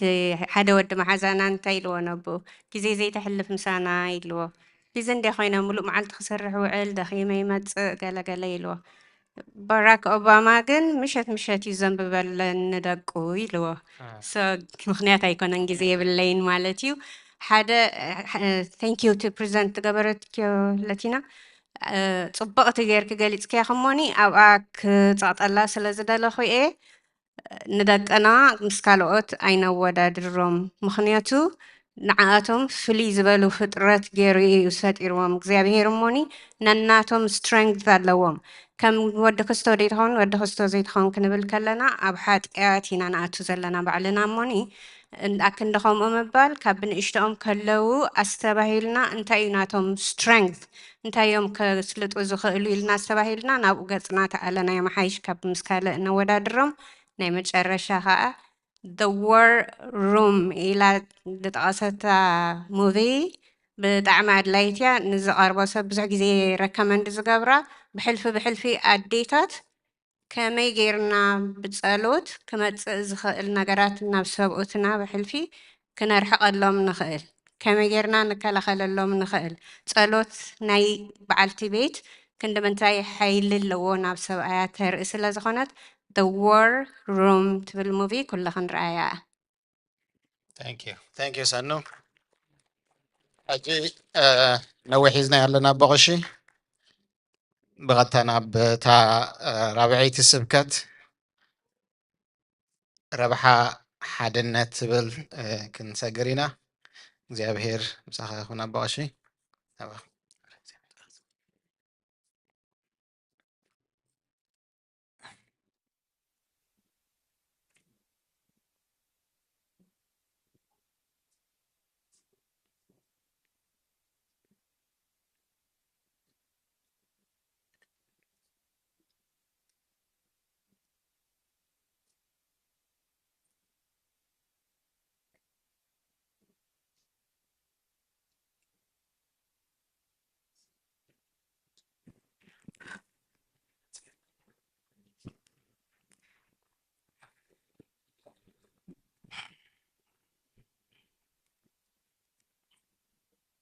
በስመ አብ ወወልድ ወመንፈስ ቅዱስ አሐዱ አምላክ አሜን። በክርስቶስ ክርስቲያን በወልድ ውሉድ በመንፈስ ቅዱስ መንፈሳውያን ዝተሰምኹም ስድራ እግዚአብሔር መፍቀርቲ ናይ ኣዴና ናይ ቅድስቲ ድንግል ማርያም ብናይ ኩሎም ሩያን እግዚአብሔር ጸሎት ኣማላጅነት ተኣምኑ ስድራ ልዑል ኣምላኽ ብሉል እግዚአብሔር ስም ብሓደ ወዱ ብጎይታናን ኣምላኽናን መድሓናን ኢየሱስ ክርስቶስ ፍጹም ሰላም ከመይልኩም ቀኒኹም ከመይልኩም ሓጊኹም ከመይልኩም መጺኹም አሜን። ሓያል ፈቃር ልዑለ ባህር እግዚአብሔር ኣምላኽና ካብ ዝተፈጠርናሉ ደቂቕ ሰዓት ክሳብ ሕጂ ካብ በደል ኣብ ዘይዓረፍናሉ ክሳብ ሕጂ ካብ ጥፍኣት ኣብ ዘይተቆጠብናሉ ምሕረቱን ሳህሉን በዚሕልና ብመግበቱ ብልውሃቱ ብፍቅሩ ስለ ዝሓለወናን ዝዓቀበናን ክብሪ ምስጋናን ኣምልኾን ወዳሴን ንስሙ ይኹን። ይሕዋት ብሓደ ሓቢሮም ክነብሩ ክንደይ ሰናይን ጥዑምን እዩ። መዝሙረ ዳዊት መዝሙር 133 ቁጥሪ 1 ዘሎ እዩ ክሳብ ቁጥሪ 3 ዘሎ 3 ሓይለ ቃል እየን ዘለዋ ተንቢብናያ ብጣዕሚ ጥዑም እዩ። ኣነ ስለ ትምቅረኒ ኩሉ መፅሓፍ ቅዱስ ምቁር እዩ፣ ግን ናይ ፍቅሪ ሕብስቲ ስለ ዝኾነት ደጊመ ከንብበ እየ። እነሆ ህዝቢ ኣምላኽ ብሓደ ሓቢሮም ክነብሩስ ኣዝዩ ሰናይን ጥዑምን እዩ። ከምቲ ኣብ ርእሲ ኣሮን ዝፈስስ ካብኡ ጀሚሩ ድማ ኣብ ጭሕሙን ኣብ ዘፈር ክዳኑን ፀረር ዝብል ክቡር ዘይቲ እዩ። እወ ከምቲ ናብ ኮረቢት ጽዮን ዝወርድ ጠሊ እምባ ሄርሞንን እዩ። እግዚኣብሔር ከዓ በረኸትን ናይ ዘለኣለምን ህይወትን ኣዚዙሎ። ስለ ቃሉ ስም ኣምላኽና ዝኸበረን ዝተመስገነን ይኹን። ልቢ ኣምላክ ዘመራይ ዳዊት ብዛዕባ ናይ ሓድነት ህይወት ብዛዕባ ሓደ ምዃን ብሓደ ምንባር ብሓደ ሓሳብ ተኣሲርካ ምኻድ ኣብ ሓደ ሓሳብ ምዃን ሓደ ልቢ ምዃን ብዘደንቕ ኣዘራርባ እዩ ገሊፅዎ ዘሎ። እቶም ናይ ብሓቂ ተጠቂሙሎም ዘሎ ብዚ ካብ ርእሲ ኣሮን ዝፈስስ ካብኡ ጀሚሩ ክሳብ ጭሕሙ ዝወርድ ዘይቲ ካብኡ ጠሊ ኣብ እምባ ሄርሞን ዝዓልብ እንዳበለ ምስ ተፈጥሮ ነቲ ጸጋ ኣምላኽ ነቲ ውህበት ኣምላኽ ነቲ ህይወት እግዚአብሔር ነቲ ደቂ ሰባት ዘጥልልን ዘዕርን ዘዕርፍን ዘቕንዕን ምስ ተፈጥሮ ዋሂዱ ዝገለጸሉ ኣገላልጻ ብጣዕሚ ዘደንቕ እዩ። ብጣዕሚ ዘደንቕ እዩ። ይሕዋት ብሓደ ሓቢሮም ክነብሩስ ክንደይ ሰናይን ጥዑምን እዩ። ናይዚ ጣዕሚ መቐረት ናይዚ ሰናይ እዚ ናይዚ ህይወት እዚ ኣእምሩኡ ዝተኸፍተሉ ካብ እግዚአብሔር ዝኾነሉ መንፈስ ኣምላኽ ዝነፈሶ ሰብ ዝዓለበሉ ዝኸተሉ ሰብ ዘብርሃሉ ሰብ እዩ ዘስተማቕሮ። ብሃይለ ቃል ደረጃ ክንሪኦ ከለና ኣምላኽ ተዘይኸፊትልካ ነቲ ካብ እግዚአብሔር ዝኾነ ጸጋ ተዓዲልካዮ ከተስተማቕሮ ተዘይረዲእካ ከቢድ ሰብ ስለ ሓድነት እንዳተዛረበ እዩ ናይ ኹድር ስራሕ ሓሳብ ክጽሕፍ ዝውዕል ኣይኮነን። ኩሉ ናይ ሓድነት በቃ ጠበቃ እፈልጦ እዩ። ሰብ ብሓደ እንተሓቢሩ ሓደ እንተኮይኑ ጥራሕ ክንደይ ዓይነት ጉልበት ከም ዘለዎ ሲ ርሑቕ ከይከደ ኩሉ ሰብ እፈልጦ እዩ። ጸላኢ መጺካሲ ሰሚርካ ብዝሕኻ ተለካ እንታይ ክገብረካ ክእል? ሓድነት ተዘይብልካ ግን ሓደ ሰብ ነብዙሓት ከይተዋጋእካ ክበላልዓካ ክእል እዩ። ሓንቲ ንፋስ ጥራሕ እዩ ዘእትወልካ ባዕልኻ ንባዕልኻ ክትበላልዓ ትኽእል ኢኻ። ጥቕሙ ስለ ዝፈልጦ ሰብ ስለ ሓድነት ብጣዕሚ ይሰብኽ፣ ግን ስለምንታይ ሓደ ዘይከውን? ስለምንታይ ሓደ ክኸውን ዘይከኣለ? ጥቕሚ ናይ ሓድነት ብጣዕሚ ዝተረድኦ ሰብሲ ንምንታይ እዩ ብግብሪ ንሓድነት ዝፅየፋ? ብምግባሩ ካብ ሓድነት ዝርሕቕ ካብቲ ንልቡ ዕረፍቲ ክህቦ ንእምርኡ ከርግኦ ንህይወቱ ሰላም ከጓናጽፎ ዝኽእልሲ ንምንታይ ዝስደድ ሰብ? ማንም ዝነውንዎ ዘየለስ ባዕሉ ንምንታይ ናብ ገማግም ጥፋት ዝኸይድ? ልበ ኣምላኽ ዘመራይ ዳዊት ንሓድነት ሰብ ክደልስ የሕዋት ብሓደ ሓቢሮም ክነብሩ ክንደይ ሰናይን ጥዑምን ኢልዎ ክንደይ ሰናይን ጥዑምን እዩ ትጥዑም ዝገብሩ እንታይ ዮሐንስ ወንጌል ምዕራፍ 17 ጎይታና ኣምላኽና ካብ 16 ጀሚርኩም ትኽልተ ምዕራፍ ተንቢብኩሞ ብጣዕሚ ጎይታ ካብዛ ዓለም እዚኣ ቅድሚ ሰማዕትነት ምኽፋሉ ቅድሚ ምስያፉ ቅድሚ ምስቃሉ ቅድሚ ስቕለቱ ዝነበረ መዓልታት ብኸመይ ዝበለ ጭንቀት ከም ዝነበረ ካብቲ ጭንቀቱ ቀንዲ ስለ ዝመፅእ ትውልዲ ስለቶም እግዚኣብሔር ዝሃብካኒ ሓለዮም እየ ዝበሎም ህዝቡ ብደሙ ክቅድሶም ክኸፍለሎም ዋጋ ክኸፍለሎም ናብ መስቀል ዝጓዓዘሎም ዝነበረ ህዝቢ ክፅሊ ከሎ ስለዚኦም ጥራይ ዘይኮነ ስለ ዝመፁ ኣነ ምሳኻ ሓደ ከም ዝኸድክዎ ንሶም ከዓ ምሳና ሓደ ክኾኑ ይፅሊ ኣለኹ ኢሉ ይፅሊ 4 ግዜ ኣብ ምዕራፍ 17 ስለ ሓደ ምዃን ሓደ ክኾኑ ምሳና ሓደ ግበሮም ነቶም ዝመፁን ሓደ ክትገብሮም እናበለ 4 ግዜ ሓደ ክኾኑ ምሳና ሓደ ግበሮም እናበለ ጸሊልና ኣሎ እቶም ውፅኢት ንሕና ኢና እቶም ቀደም ዝተጸለየልና እቶም ዋጋ ዝተኸፍለልና ግን ሓደ ዲና ይትሕዙ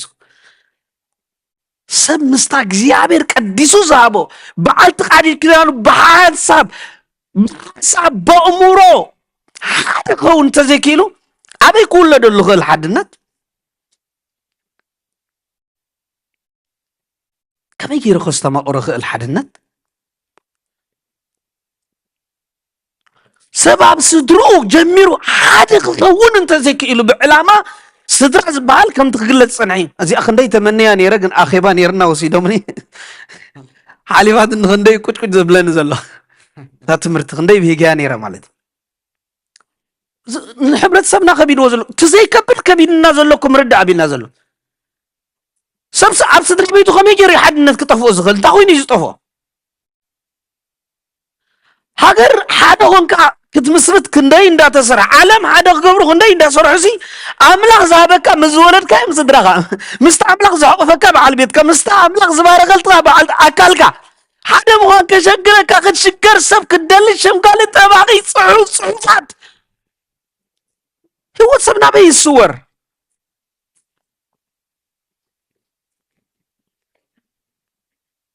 ጎይታና ኣምላኽና መድሓና ኢየሱስ ክርስቶስ እምበኣር ናይ ሓድነት ዕላማ ውፅኢቱ ህይወት ዕረፍቲ ስለ ዝኾነ ሓደ ግበሮም ኢሉ ንዓና ክቅድሰና ከሎ ብፀሎቱ ዋጋ ዝኸፍለልና ኣቀዲምና ንማሃሮ ነርና ነቶም ክልተ ዝነበሩ ኣብ መስቀል ብምስቃል ሓደ ዕላማ ኩሉ ሓደ ንምግባር እዩ ዕላማ ክርስትና ናይ ሓድነት እዩ ክርስቶስ ነቶም ክልተ ዝነበሩ ሓደ ገበሮም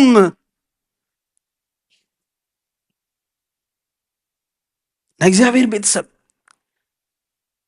ኣብ ግብረ ሐዋርያት እንተዳ ርኢኹሞ ናይ ሓድነት ጸጋ እንታይ ዓይነት በረኸት ከም ዘውርድ ግብረ ሐዋርያት ምዕራፍ 2 ምዕራፍ 1 ርኢኹሞ ኣለኹም ዕርገቱ ካብኡ ባዕለ 50 ኩሎም ተኣኪቦም ሓደ ኮይኖም ሓቢሮም ነበሩ ይብል ቁፅሪ 1 ምዕራፍ 2 ቁፅሪ 1 ካብኡ መንፈስ ቅዱስ ነቲ ቤት ክንደይ ኮይኖም ከለዉ ክንደይ ነይሮም ኣብ ክንደይ ነይሮም ኣበይ ነይሮም ሓደ እዩ ዝብለን ብሃንሳብ ኣብ ሓደ ከለዉ እቶም ቤተሰብ እግዚኣብሔር እንታይ ወሪድሎም መንፈስ ቅዱስ ነቲ ቤት መልኦ ውሽጦም መልአ بلسان هالتا زخونا حوي ناب أكلاتهم كسرت كمجبوا جميرهم تمجيبهم إذا حيلزي بعد النت حدا خوينهم عبصنعون حسب كوينهم عبص تقمطون كابك زيابير استوهابهم تسجايز منفسزي قديمو قويتانا جيروهم بيت منفس حجاي رداكم من حجاي تستوعل حجي رداكم هاي كلنيو إت منفس حكم السنة كلكم كن شعو بأيكونن حجي زلو بزعبا عقدمو زخونن بزعبا زمتصن كغلصلكم يو كبرهالكم يو هيوتكم يحق قدعلكم يو نزي منفس بز منفس زنزلخا زرطعو يلن يلو اي كترطعونيكم تبايلا انتي كم تبلون انتي كم تزارو بعلو منفس عملاق يلوهم እቲ መንፈስ ግን ስቂሉ ይመጽን ኣብ ሓድነት ዘይብሉ መንፈስ ቅዱስ የለን ጸጋ ኣምላኽ የለን ብሓደ ዝነበሩሉ ግን እንታይ ወረደሎም መንፈስ ቅዱስ ስዑ ንሶም ኣይኮነን ንራእዮም ንባዕሎም ትእንግርቲ ዝኾነ ብናይ ዓለም ቋንቋ ክዛረቡ ጀሚሮም ትናይ ፍቅሪ ቋንቋ ንዓለም ዘህድእ ንዓለም ዘዕርፍ ንዓለም በረከት ዝኾነ ናይ ክርስቶስ ምድሓን ወንጌል ክሰብኩ ጀሚሮም ካብ ዓለም ንእግዚአብሔር ዝፈርሁ ሰባት ተኣኪቦም ነበሩ ይብላው ካብ ዋንታይ እዚ ከመይለም በቋንቋና እዚኦም ቶም ካብ ገሊላ ዝመፁ እዚኦም ቶም ከምዚ ዶ ይኮኑን እዮም ነይሮም ግን ሕጂ ካብ እግዚአብሔር ዝኾነ ሓደ ልቢ ሓደ ሓሳብ ስለ ዝኾነ ካብ እግዚአብሔር ዝኾነ ጸጋ ቀይርዎም በቋንቋኻ በብዝመፀኻዮ በብትዝለመድካዮ በብትዝነበርካዮ ከም ሓሳብካ ከም ልብኻ ዝኾነ ልብኻ ዝረክብ መንፈስ ቅዱስ ተዋሂብዎም ልብኻ ዝምርምር መንፈስ ቅዱስ ተዋሂብዎም መንከዓክቶ ይኽእል ሰብ ተነኒቑ በቲ ብሓድነት ዝተረኽበ ጸጋ ካብቲ ናይ ሓድነት ዝኾነ በረከት ንዓለም ብርሃኖም ከብርሁ ጀሚሮም ክብሪ ምስጋና ንስሙ ይኹን ጎይታና ንዓለም ከብርሁ ጀሚሮም ዓለም ክሰምዖም ጀሚሩ ብሓደ መዓልቲ ልዕሊ 3000 ብዝኸድዎ ሃዋርያት ስቂሉ ይኾኖም በቲ ጸጋቲ ሃዋርያት ዘይተጎናጸፍዎ ነገር የለን ብጽላለቶም ይፍውሱ ዝተዛረብዎ ይኹን ዝገንሕዎ ይግናሕ ዝተኸልዎ ይበቁል ዝተዛረብዎ ይሰምር መንምሶም ስለ ዝኾነ መንፈስ ቅዱስ ስለምንታይ ሓደ ስለ ዝኾነ ጥራይ ሓደ ዕላቦም ሓደ መንግስቲ እግዚአብሔር ንምስማዕ ሓቂ ንምምስካር ስለ ዝኾነ ጥራይ በዚ ጸጋ ዝወሪድሎም በዚ ወሪድሎም በዚ ኮይኑሎም ናይ እግዚአብሔር ቤተሰብ ስለዚ ናይ ሓድነት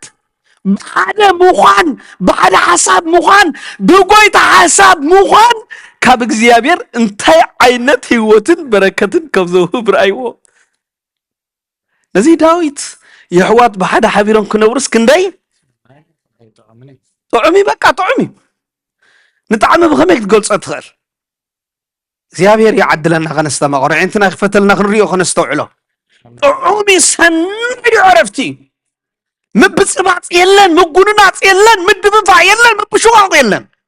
أو مريداي زلو سمعت كام قدام يلن حوغا سمعت خوي قدام حلا ومبر دلاي كام قدام يلن دلاي حوغا بفتصام مبر فتاو كام غان يلن فتاو يحوات كام مردان أو سمعت كايلن أو دلاي كايلن أو ريبعي لسان أو موت كاي خاصغا كرسوس يعو زلو أب حدا مغان نفسها خيد كاي حوات ويتا قصعبن زدلي انت يخون يزبله رسيق بس حكي قصعبن زدلي رسيق بس رسوم زغبات يوم نيرم ننام حدا رسنا خلاي رسق نص سالساي رسنا سرحنا نخرسوس ندليو زلنا اتا حدا رسنا ما يقدف كالي رسق زي كنا يخون كون زي توهبنا غندلي عرفت زي كنا كنعلم أملاكنا قلنا عرفت وانا عن السلام وانا مجمريا رزقا مقعدي لنا حادنا تنما رزقا بمقعدي زمت رزقا بمقدام وينتهى بمقدام خمير حدا تخون حوي كم يجرى حدا خون مسخا دلاي يا غميت الكاسي دلاي سلات فلت كم مجمريا قطعت مسخا سخا دلاي لك وانا ني حادنا تسمي دلاي كا مقدام رزقا ملعل زبهالو توم ناي سقات أبيات زبهالو طفعات زبهالو سلام نقول يسوم زل شوعات طفعات يوم تعبيت حاسود باسي صلي اليوم كلهم رزقا زي مقعد مالتي رزق حدكو أيكونن نغالسي بزعبو استبعالن تتبعال الزحمة من كوي بولن كم برغت كوي زريوم أميني لو كوي زغيد قلسب صريفنا قد فود عن تصرفك حق المزراب جن نتقمنا يلوالا أنت جني حنا التأذياس جيجان دياتيلنا كما يزبلنا برجول لان خوين حنا ولا بتنتقمنا خوين صلاة تتقمنا هنا ولا أنت جني حناسي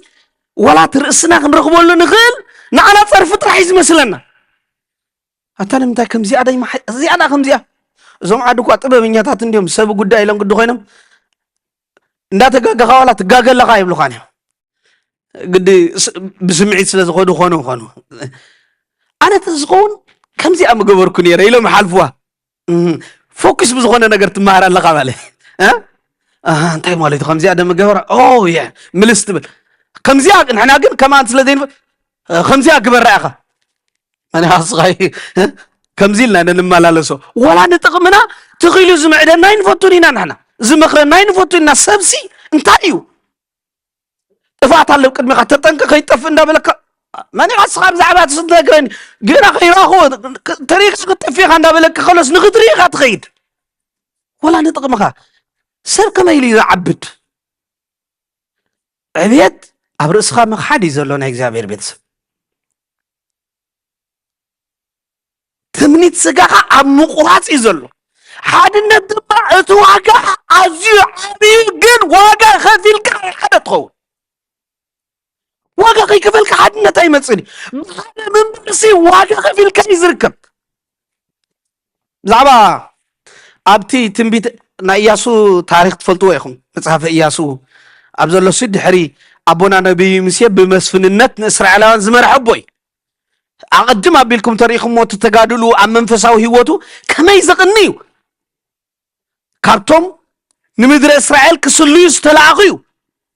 نموسي امينو موسى ززبولو ناغبر اسر موسى نخده موداتو موسى مستتخللو تتخيلو زغر كانت موسى باريا يزنبركو مسخا كوني ام كمي زبله بزح نغير نيرو خمتم كالوت كحسو دزخيل كمتم 10 كالوت زطلمو كمخنيو زخيل بزح نالو كله موسى ززبولو مسكرنت مسنا اغزيابير انواحد املاح مسنا سلات بمسكرنت كله بقلنا نرسي أنا كسمع كره خيبله بقنعنا قلقيل موداتو أكن موسى تشبه مالتي نسرع على أنك مرح كنت موسى باريز نبركو مسخاقا خوني الصوت سكي موز غدا حزبي ربا يردانوس كساقر كله تفلطيهم صحيك ساططهم بالبقعو بوزح كيناتات برحو كافت بيت زمر حدا جنبنا من مفراسي نيرو ها ناياريكو حكي معرف شدشه معرف شو عته ناياريكو جنب بفراسينيرو ناياريكو كفرسان كله سراويت جرو عطغات جرو ايكونن اتزبي حاجه لب جرو كهنات اسلفو تابوت اسلفو شو عته معلتنا تختما زيرما بعللتها موداتا تاجرما هذا سب كابو مستعان كثينا برا بدفو استقات لبغينا تسعده يعني الطفرش رش انتاي جيروم انتاي نيرو تمستيرون انت عانت كلاش نيروم انت عانت اطوار نيروم حادنت زبال اطوار نيرو حادنت منفس املاخ مريحوم صلاتهم نحرعدهم بسيف كبالعو خلو نصهم من بعد التمسك سبير نيروم اكزابير املاخهم يخبروا نيروم اكزابير كاتا ختما بزيتيت يحلف يبوه إذا كل مستسمع كلهم فريهم كن كابزي خالف كله استبحالهم نجر نير نبزا قد ميخم زلا ختمة حنتي عين تبهال كتما نير قد ميهم عدي أبزي عد كود كلهم أطفو أبلو أو زلقن عوارق كالن تخوين خبر نجر نرى أملاكم أمسوه حرم زخونا كي تنكف كابوسي نبقلهم كي توزو توايلا هذا أكان زبال سب أملاك حليفهم صحابهم مسكرو كافتي ناي بابلوناويان بوزغونه لبس جمجان ورقن برورن نبعلو حبيب ابكزو هذا معلتو كونا اتينا ونناتينات كم بلاي ترفنيلو حبيب كم تنبوزحات كحابو كاب محبر كاب حدنت وصيهم كبلو ابغبر حوارياتون زغونه يزي حكاي كاب جزوم ريسا بريسا زغونلو كاب محبر كحابو قبلو كاب حدنت كواتو تقومهم كدالي رؤسهم كدالي يزطفون له رسخة مدلاي كاب محبر مفلاي كاب علامة كاب حادنة موسى رسخة نطفعت مكلا عطرحي سلازي كاب زي محبر زحادة صباح نقو عاد مساعتنا خمزن بالاي ترفني خقبري له قبيرو شو نخوينات مسكدو زيوم كو اشحاتيهم طبعا عبيت عدت ايلم ماتا تزعبي يبقى دقل عنايم دقتلنا يمزم مصانا سيلنا غنبل مثلا اشتي عديا حدا توسنا سب غير كاتر حتى خوينات مرحيو يلومون ياسو توم حبيت عد تاكيبو ሰማይ ተድክም ኢሎም ሓደ እግዚአብሔር ሙሶም ይዘለ ታማሚነ ምሕረት እግዚአብሔር ይዝዋጋለም ጸጋ አምላክ ይዝዋጋለም ካውኻትያ ተራዋሃ ቁንጣራ ዓድያ እሱ ማሽሓት ዓድታት ዘለዎ እንዳደምሰሱ ዝመፅዮም ስለ ሰማይ ተድክም ካህናት ታቦት አይተድክም ኢሎም ሽዑ ሰራዊት ሊኹም ሰላም ተብ ሰራዊቱ አው ተላሒሶም መፅኦም ቶም ውሕዳት ተባሉስ በሊዕሞም ስለምንታይ ዛ ዓይነት ውርደት መፂንሉ ኢያሱ ምስ ህዝቡ ማቅ ተኸዲኑ ብብኽያት እንታይ ኮይኑ ለአምላክ ከዊ ምህለላ አውጁ ማለት እግዚአብሔር ጽያፍ ዝጸልኦ ነገር ዝገብሩ ካብ ሓድነት ዝፈንገጹ ሓሳብ አምላክ ዝረገጹ ሰባት አማኸላለው ቀፂዕካ ኣለኹ በዚ ተቀይመ ኣለኹ ህዝቢ ኢሉ ያሱ ጸሎት ገይሩ መወዳታ ነዛ ዓማጽ ሰብ ረኺብዎ ነዚ ክፉእ ዝገበረ ሰብ ተረኺቡ ማለት ከካብ ዓሌቱ እንዳመፀ እቲ ታሪክ ባዕልኩም ሕፅር ቢለ ክነግረኩም ባዕልኩም መልእዎ እዮም ምስ ተረኸበ ሰብ እዚ ንስኻ ከምዚ ዝገበርካ ኢኻ ናይ ብሓቂ እንታይ ኢኻ ዝገበርካ ብቻኻ እስኪ ኣምላክ ክሳብ ክንዲ ዝኣክል ከም ነውሩ ርዩ ህይወትና ዘጥፎ ባዕሉ ኣውፅዩ ርስና ሃበና ክመፅእ ፀኒሑ ሕጂ ግን ንድሕሪት ህዝቢ ኣምላክ ኣብ ቅድሚ ዓለም ክንውር እግዚኣብሔር ኣምላኾም ዳኣበየሎ በዞም ውሑዳት ገይሩ በሊዕዎን ክበሃል ክንናዓቅ እቲ ዕብየት ኣምላክና ክንፈር ሽማ ኣምላክና ክቆናፀብ ዝገበረና ሲ እንታይ እዩ እስከ ተዛረብ ብቻኻ ይለሚኖ በቃ እቲ ተንክፉ ዝበለና ተንኪፈ ኣብ ገዛይ ወርቅን ብሩርን ቀቢረ የለኹ ከም ዝበለ ናይ ባቢሎናን ከም ዝበለ ግምጃ ናይ ነገስታት ክዳውንቱን ምስረኸብናዮ በቃ ክቡር ይሓብየ የለኹ በዚ ነገር እዚ እምባ እስከ ሓቅቲ ኮይኑ ኺድፋሓርዎ ምስ በሎም ከም ዝተባሃለ ፀኒሑ ሽዑነ ሰብዚ ዓሌቱ ሙሉእ ብዳርባ ኣምኒ ስጋ ሕጂ ጨርሐ ገይረ ሙሉእ ኣብቲ መፅሓፍ ከም ዝብሎ ክሳብ ሕጂ ንምልክት ከም ዝኮይኑሎ ይብል ማለት ካብቲ ህዝቢ እዚ ሕርምዚ ምስ ወፀ ምስ ሞተ እቲ ኩሉ ናይቶም ጸላዕቶም ዝነበረ ሓይሊ እንደገና ግርማ እግዚአብሔር ስለተመልሰ ፈጥፈጥ እናበሉ ተሳዒሮም ማለት ጸላዕቶም ብኸምዚ እታ ትውረስ ርስቲ ተዋሂቦም በዚ ናይ ሓባር ጉዕዞ በዚ ናይ ሓድነት ጉዕዞ በዚ ሓደ ኮንካ ፍቃድ አምላክ ብምፍጻም ክንደይ ዓመት ዝወሰደሎም እስራኤላውያን ኣብቲ ምድረ በዳ መጽሐፍ ክነግረና ከለኩ ምእዛዝ ስለ ዝኣበዩ ክሳብ ብምእዛዝ ሓደ ዝኾኑ ይኮ ብዘይካቶም ክልተስ ኣብ ምድረ በዳ ዝተወልዱ እምበር ካብቶም ናይ መጀመርያ ዝኣተወ የለን እንታይ ምክንያቱ ተዳይልና ኣብ መገዲ ዕድሜኦም ብምጉሩም ብራም ሓስቡ ሓደ ጊዜ ካባና እንታይ ዝተፈለየ ነገር ገይሮም ኾነ ኢለ ይሓስብ እንታይ ዝተፈለየ ነገር ገይሮም ኢልኩም ትሓስቡ ትኾኑ ዞም 40 ዓመት ተጓዒዞም ሲ እንደገና ኣብ ምድረ በዳ ዝተረፉ ካባቶም ኢያሱን ካሌብን ጥራሕ ማለት ካለ ኣብ ምድረ በዳ ዝተወልዱ ምሕረት እግዚአብሔር ዝረአዩ ኣብ ምድረ በዳ ኣብቲ ምንም ዘይብሉ ዝተወልዱ ሰባት እዮም ኣትዮም ካብቶም ዝጀመሩ ግን ኩሎም ተሪፎም እዮም እንታይ ንእግዚአብሔር ስለ ዘጉረምረሙሉ ሓደ ንኺድ ክብል ከሎ ኣታ ንምንታይ ወፃና ሓደ እግዚአብሔር ጥዑም ይክብል ከሎ ኣበይ ዘሎ ጣዕሙ ኣብ ምድረ በዳ እንዲና ዘለና እናሃለዎም ከሎ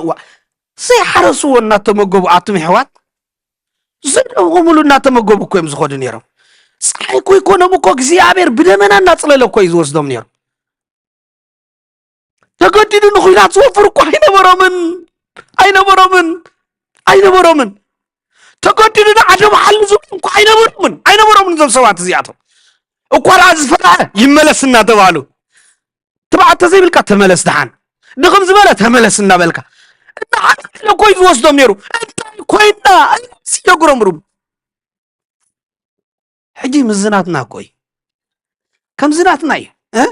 ደምና ብዘይፍሰስና ዓዲ ከመይ ጌርና ሓንቂቕና ነብር ኣለና ኮነጉረምሩም ከለናስ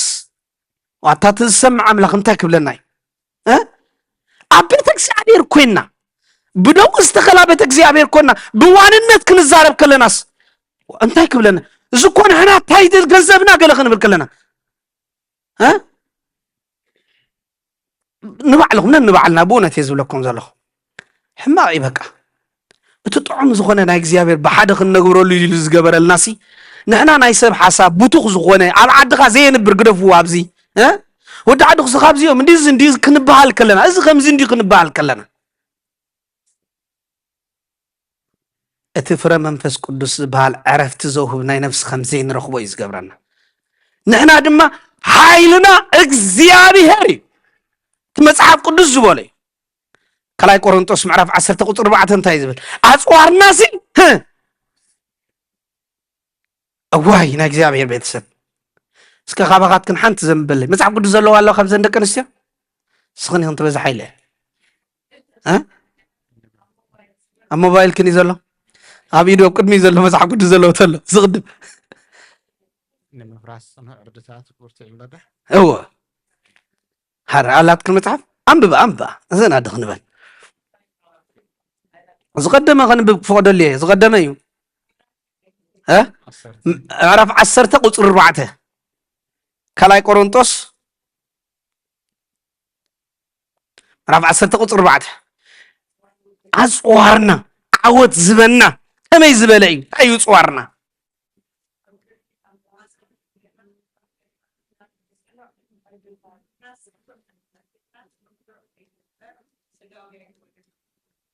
عليه تسمع لنا دقموا خاص خدقموا صبو زنب كدقم فوق دل خلي انا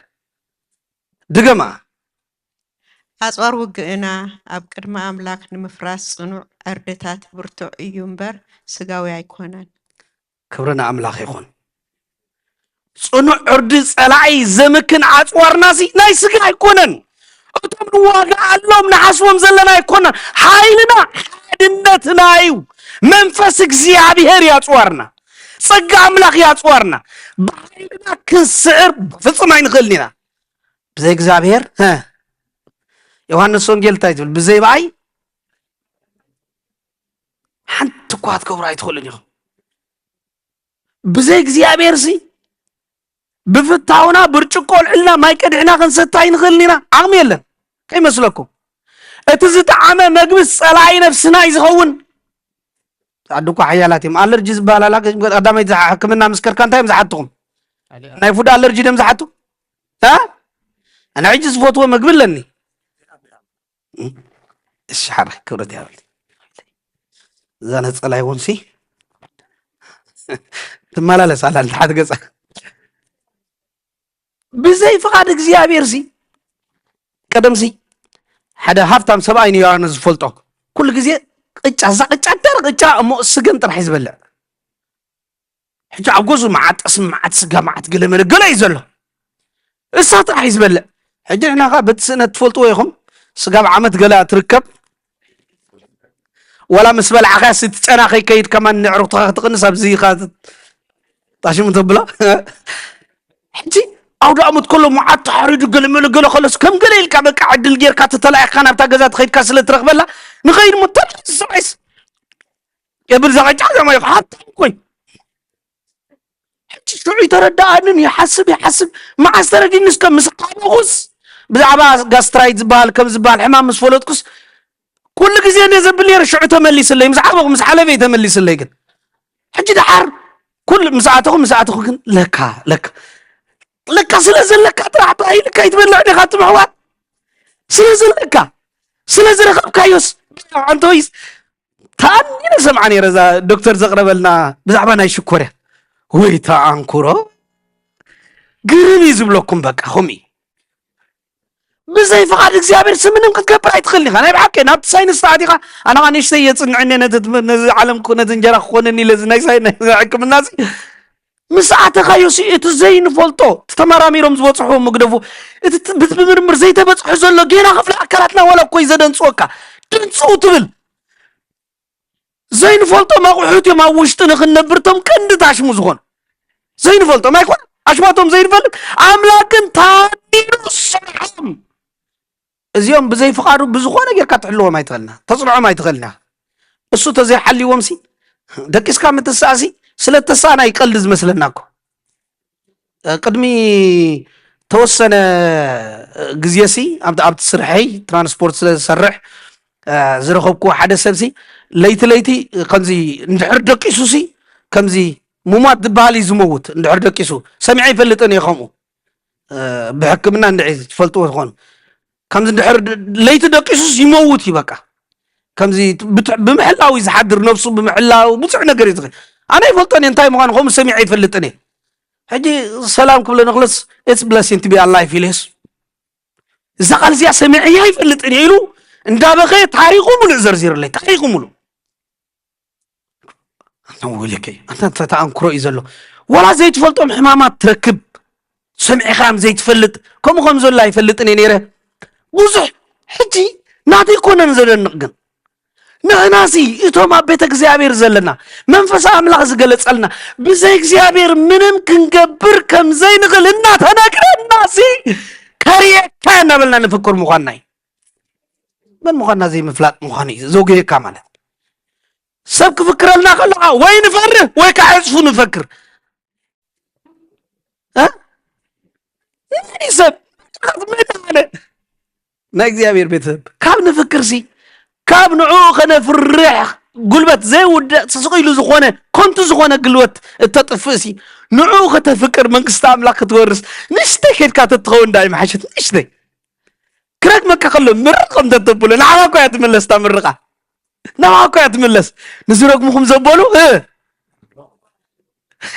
ميتاد ياخد بالي لا نزرق من مرقه كن بالي لا مزلنا كم يزول تقعزنا هذا مخانسي نع خاطر هي يعرف نع خاطر هي نع خاطر حبك نسخه تعرف كاب سمعيت كموصاس نع خاطر هي يعرفك نع خاطر هي كابا مسترفي نسخه مستعها نخلوت نبرخت تخون بقى نبرخت تخون كلكو نسخه مسحلق يخال زول حكي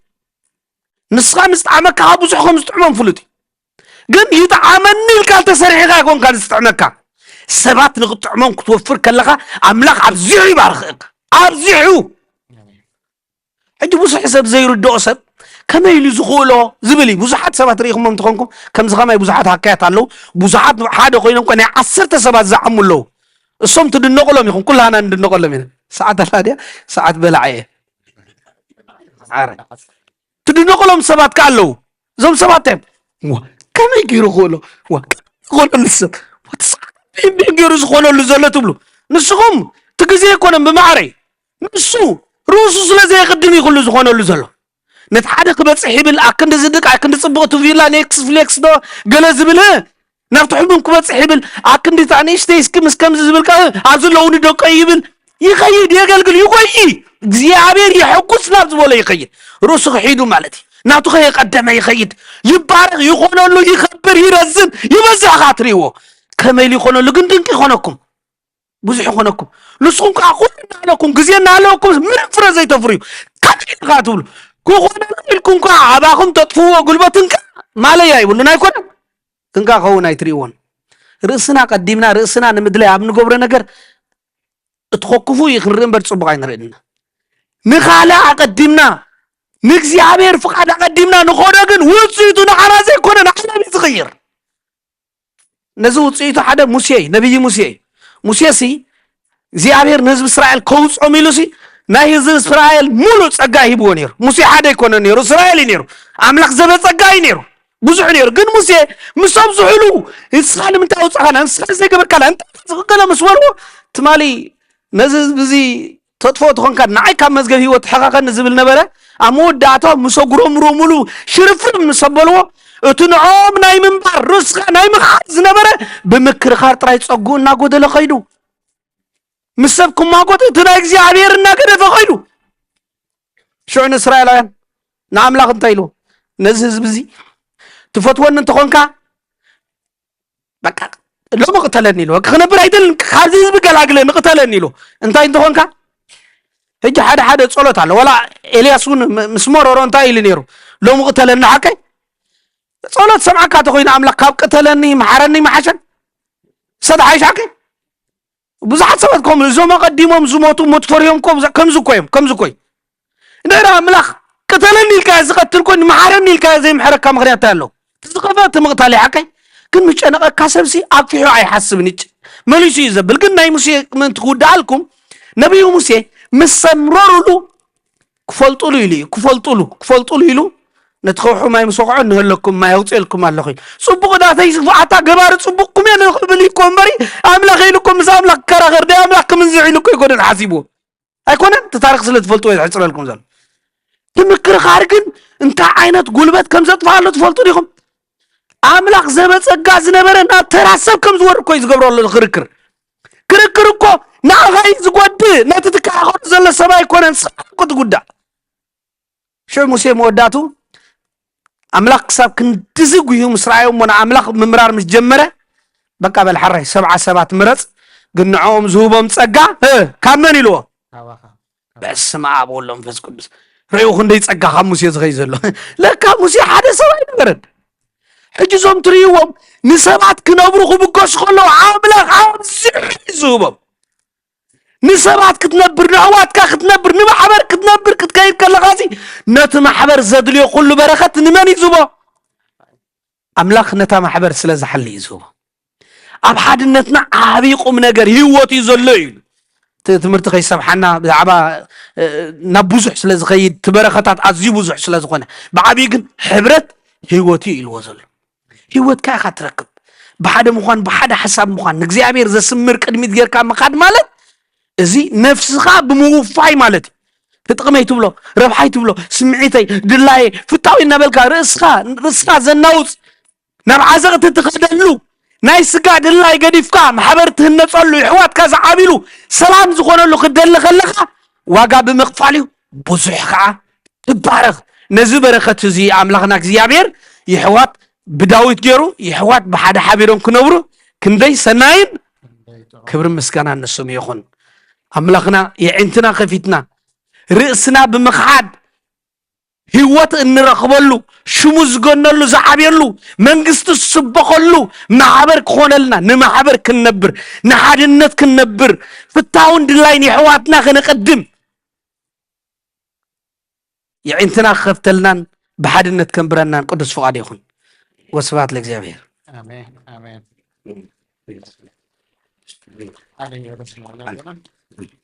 عليه وتسمع لنا كبرنا سمي يكون ايوا نزادك اسكو مابر ربي لو باغش እግዚአብሔር ይመስገን ስለቲ ጸጉና አምላክና መስግኖ ናይ ዋቅ ብዙሕ ተማሂርና ኣለና ኣብ ሓድነት ዘሎ ረብሓ እንታይ ከም ዝመስል ሪኢና ኣለና ላልዕሉ ኩሉ ሓድነት ብምንታይ ዝፍጠር ርእስኻ ብምኽሓድ ርእስኻ ክሒድካ ምእንቲ ብፃይካ ብምንባር እዩ ኣብታ ናይ መጀመርታ ስብከት ብዛዕባ ዝርእስቲ እዚ ፍቓድ ኣምላኽ እንታይ እዩ ክንብል ከለና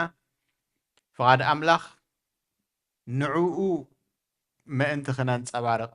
ናይ እግዚኣብሔር ሓሳብ ንህዝቡ ንዕኡ ክነንፀባርቕ ነቲ ኣብ ቅድስቲ ስላሴ እንሪኦ ሓድነት ዝመስል ሓድነት ክህልወና ከም ዝኾነ ኢና ተማሂርና ንሳ ድማ ብኸመይ ከም እትነብር ኣብ እግዚኣብሔር ከምቲ ክርስቶስ ጎይታና ብዛዕባ ኣቦኡ ኣቦ ድማ ብዛዕባ ወዱ ዝህቦ ዝነበረ ምስክርነት ብምርኣይ ነዚ ብቕሺ ሕጃ ቀድማ ኣቢሉ ክዛርበና ዝፀንሐ ቃል ኢና ርኢና ነርና ብግብሪ ድማ እቲ ረብሓ ርኢና ኣለና ስለዚ ነዚ እግዚኣብሔር ሂብና ዘሎ ሓድነት ናይ ብሓቂ ርእስና ብምኽሓድ ነባሪ ዝኾነ ናይ ብሓቂ ድማኒ ካብኡ ሂወትን በረኸትን እንሓፍሰሉ ሓድነት ክኾነልና ክንፅዕት እግዚኣብሔር ይርዳእና እግዚአብሔር ይመስገን ስለ ኩሉ ዝሃበና ናብ መደብና መቕፃል ክንከይድ ኢና ካብቶም ኣቦታት ተሰሪዖም ዘለዉ ስጋብ ዝመፁና ግን መዝሙር ክንገብር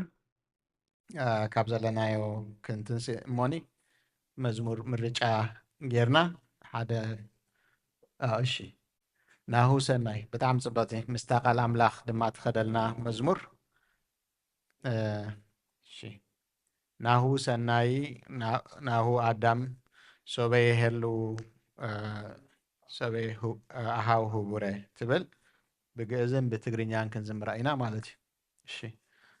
ናሁ ሰናይ ወና ከበሮ ሕዘን ናሁ ሰናይ ሕዛ ሰቦይ ሄለው ሰቦይ ሄለው ኣሃው ህቡረ ሰቦይ ሄለው ሰቦይ ሄለው ኣሃው ህቡረ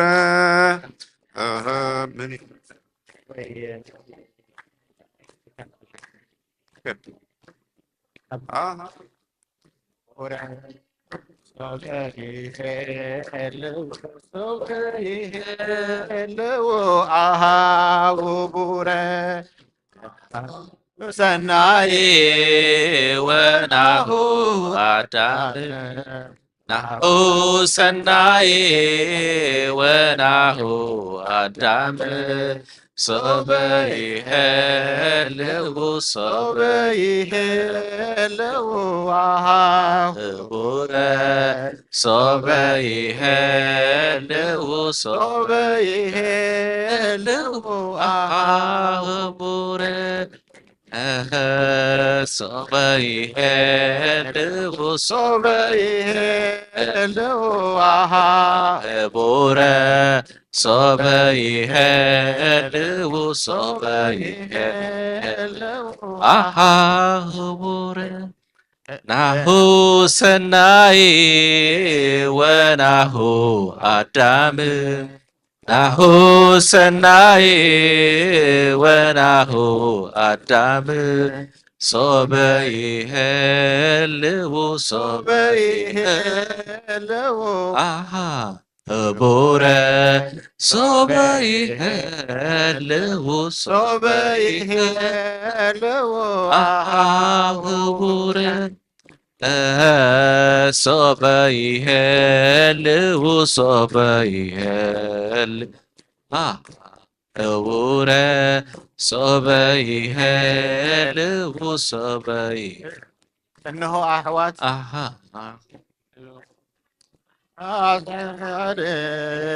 ሓቢሮም ክነብሩስ ሓደ ሓቢሮም ክነብሩስ ክንደይ ሰናይን ጥዑምን ሓደ ሰናይን ጥዑምን ሰናይን ጥዑምን ኣሕዋት ክሓብሩ ሰናይን ጥዑምን እዩ ሰናይን ጥዑምን ኣሕዋት ክሓብሩ ሰናይን ጥዑምን እዩ ሰናይን ጥዑምን እዩ ኣሕዋት ብሓደ ናሁ ሰናይ ወናሁ አዳም ናሁ ሰናይ ወናሁ አዳም ሶበ ይሄልው ሶበ ይሄልው ህቡረ ሶበ ይሄልው ሶበ ይሄልው ህቡረ ሶበ ይሄልው ሶበ ይሄልው ህቡረ ሶበ ይሄልው ሶበ ይሄልው ህቡረ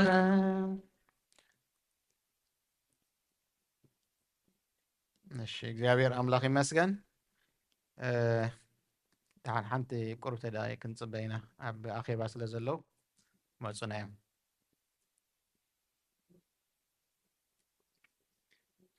ምናልባት ኣብታ ናይ ዓንተወይ ሓፍትና ለተንስአ ክትምህር ከላ ምናልባት ብዙሕ ሕቶታት ክህልወና ይኽእል እዩ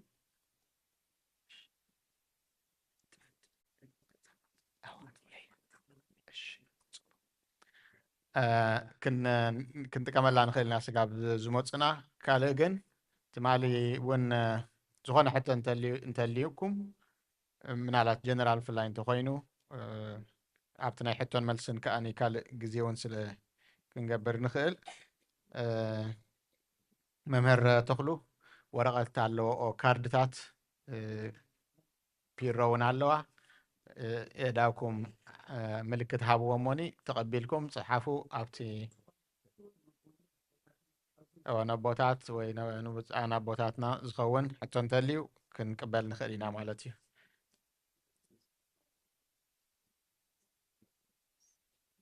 እሺ እሞ ድሓን ሓንቲ መዝሙር ዶ ክንውስኽ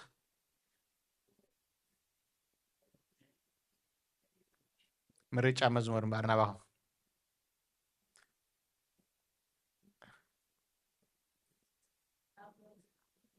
እሺ አፍና በሰሓቅ መልሓስና ብዕልልታ መሊእኻዮ ክብርና ኣምላኽ ይኹን በኣር ተዘይፀሊኹሞ ደው ኢልና ሕጂ እውን ንዘምር ሓደ ክልተ ሰለስተ ኣፍና ብሰሓቅ መልሓስና ብዕልልታ መሊእካዮ ኣፍና ብሰሓቅ መልሓስና ብዕልልታ መሊእካዮ ኣብታ ልዑል ክንነግር ኢና ተግባረ ዳውካ ኩሉ ስራሕካ ኣሜን ኣፍና ብሰሓቅ መልሓስና ብዕልልታ መሊእካዮ ኣፍና ብሰሓቅ መልሓስና ብዕልልታ መሊእካዮ ኣታ ልዑል ክንነግር ኢና ተግባረ ዳውካ ኩሉ ስራሕካ ኣሜን ኣፍና ብሰሓቅ መልሓስና ብዕልልታ መሊእካዮ ኣፍና ብሰሓቅ መልሓስና ብዕልልታ መሊእካዮ ኣታ ልዑል ክንነግር ኢና ተግባረ ዳውካ ኩሉ ስራሕካ ኣሜን ኣፍና ብሰሓቅ መልሓስና ብዕልልታ መሊእካዮ ኣፍና ብሰሓቅ መልሓስና ብዕልልታ መሊእካዮ ኣታ ልዑል ክንነግር ኢና ተግባረ ዳውካ ኩሉ ስራሕካ ኣሜን ኣፍና ብሰሓቅ መልሓስና ብዕልልታ መሊእካዮ ኣፍና ብሰሓቅ መልሓስና ብዕልልታ መሊእካዮ ኣታ ልዑል ክንነግር ኢና ተግባረ ዳውካ ኩሉ ስራሕካ ኣሜን እሺ እግዚአብሔር ይመስገን እታ መዝሙር ኣብ 126 መዝሙረ ዳዊት እያ ዘላ እግዚአብሔር ንምኹሩኻት ጽዮን ምስ መለሶም ከም ሓለምቲ ነበርና እግዚአብሔር ንምኹሩኻት ጽዮን ምስ መለሶም ከም ሓለምቲ ነበርና ሽዑ ኣፍና ብሰሓቅ መልሓስና እውን ብዕልልታ መልአ ሽዑ ኣህዛብ ነዚኣቶም እግዚአብሔር ዓቢ ግብሪ ገበረሎም ተባሃሃሉ እግዚአብሔር ዓቢ ግብሪ ገበረልና ንሕና እውን ተሓጐስና ወእግዚአብሔር ከም ነው ሓይዝ ደቡብ ጌርካ ንምሩኻትና ምለሶም ብንብዓት ዘርኡ ብዕልልታ ይዓጽዱ ዘርኢ ተሰኪሙ ብእንዳእቲ ይወፍር እንዳእቱ ተሰኪሙ ብዕልልታ ይምለስ ክብሪ ንስም ኣምላኽና ይኹን ናይ ብሓቂ እግዚአብሔር ዕልልታ ስለ ዝገበረልና ነመስግኖ እንታይ ኢሉ ኣሎ ቃል እግዚአብሔር እቲ ዕልልታ ዝፈልጥ ህዝብስ እንታይ እዩ ብፁዕ እዩ ዕልልታ ዝፈልጥ ህዝቢ ብፁዕ እዩ እሺ ሓንቲ መዝሙር ኣረ እንዳመፁ እዮም ኣረ ሓንቲ መዝሙር ክንገብር እምበር ምርጫ እንደገና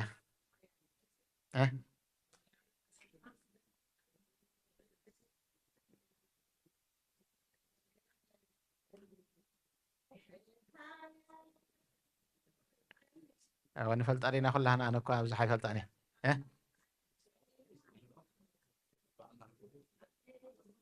هر ساد حني أوه تمكن نخلى عن خوينا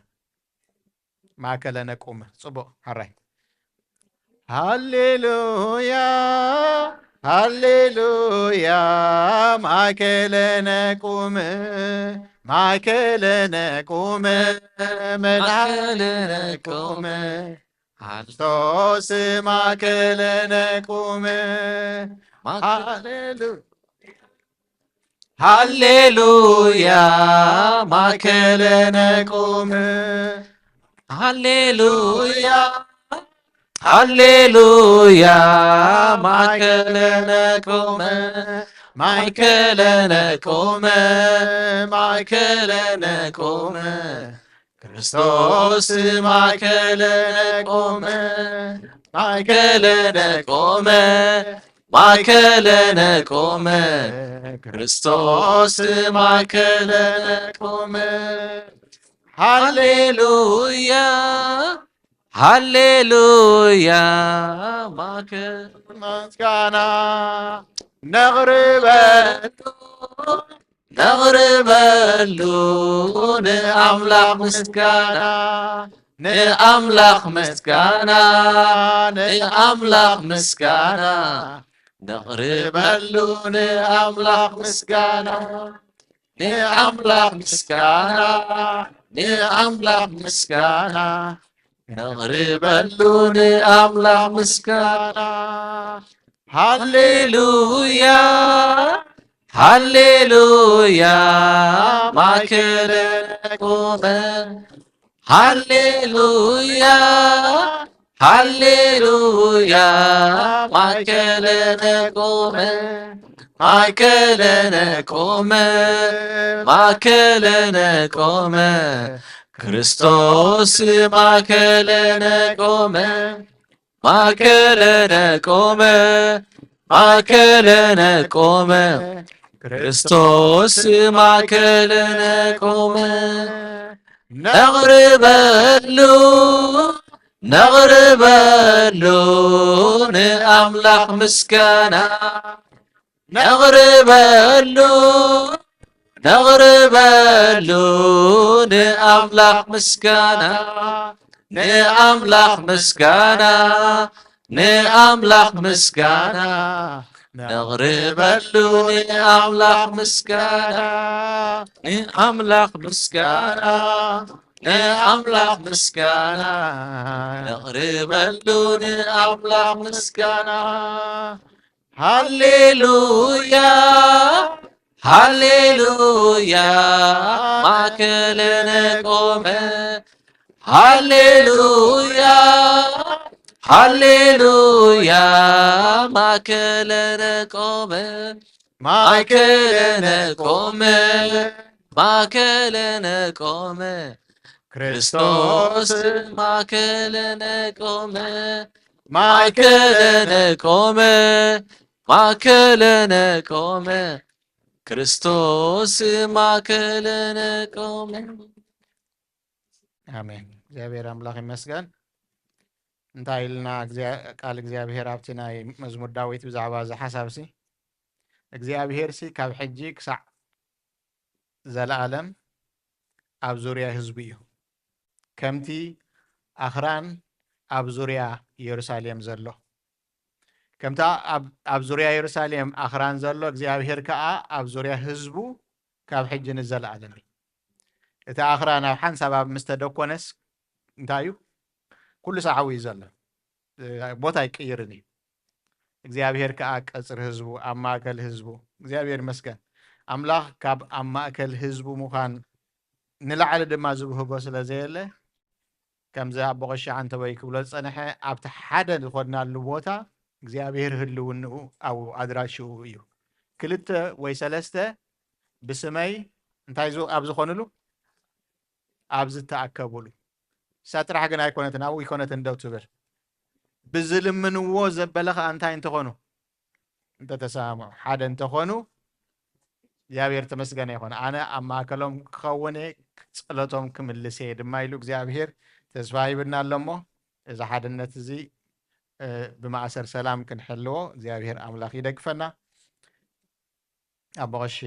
መፂ ኣሎ ግዜ ትደሊኻ ቁርተይ ኣረ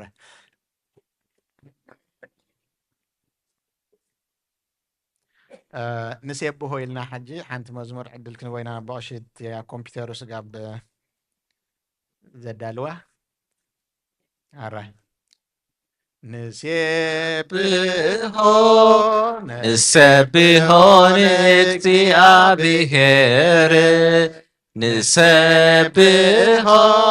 ንሰብሖ ንእግዚአብሔር ስቡሃ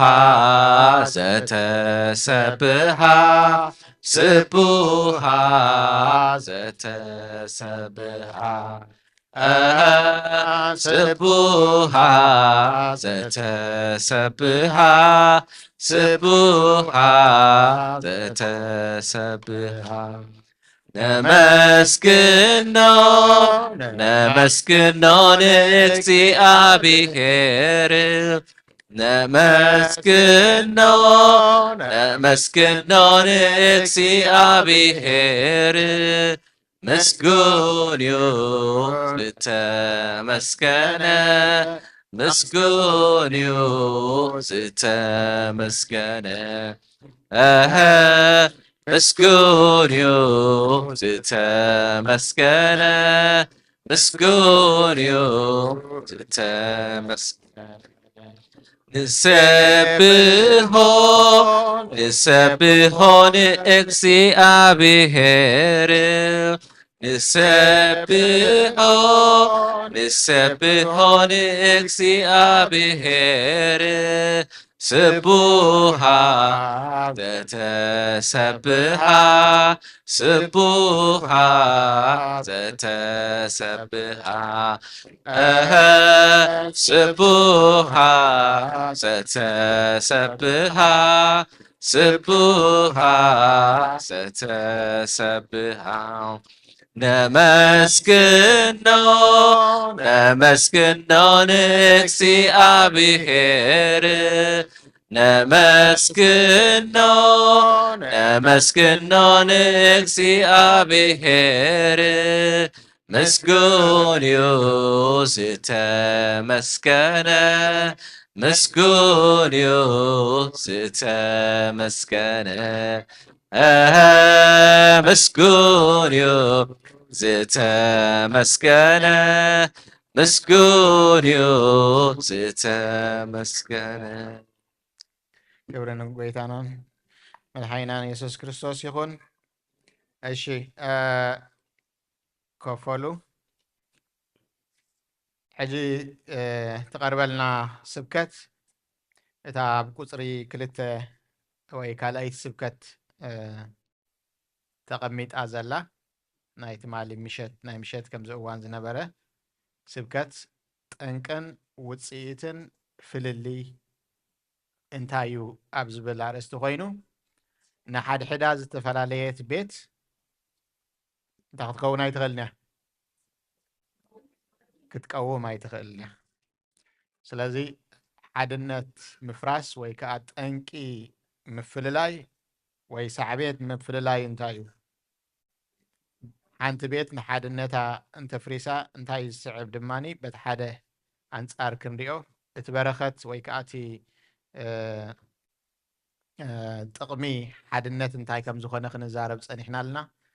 ምፍራስ ሓድነት ድማኒ በቲ ሓደ ሸነኽ ድማ እንታይ ከም ዝኾነ ቃል እግዚኣብሔር ኩሉ ሰዓት እንታይ ዝብለና በረኸትን ህይወትን በቲ ሓደ ሸነኽ በዚ ድማኒ ሞትን መርገምን እንታይ ገይረልካ ኣለኹ ቀሪበልካ ኣለኹ።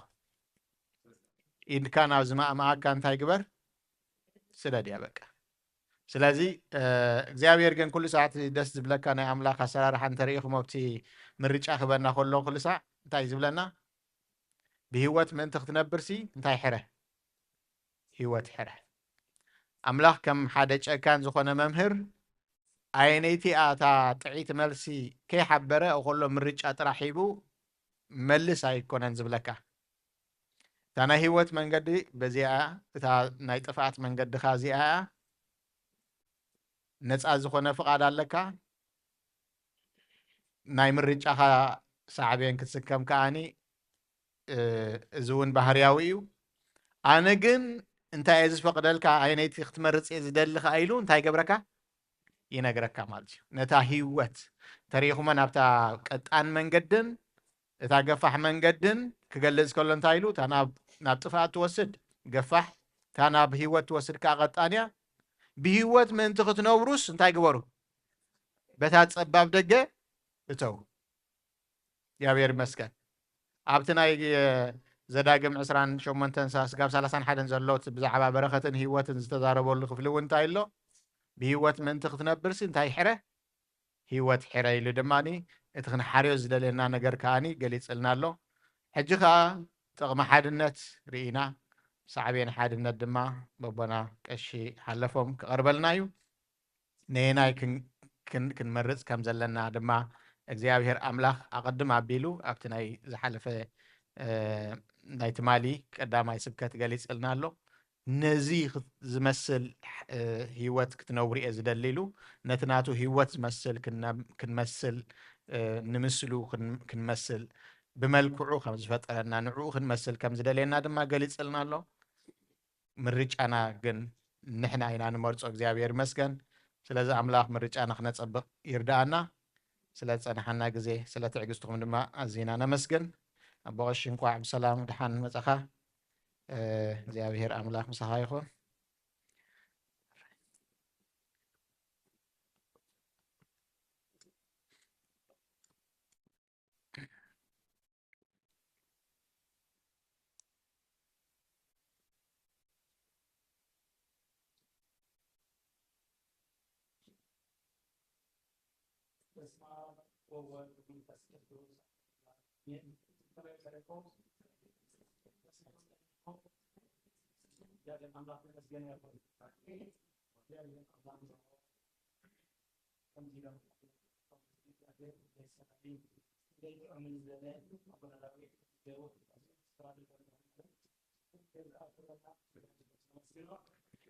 ሕራይ ነቲ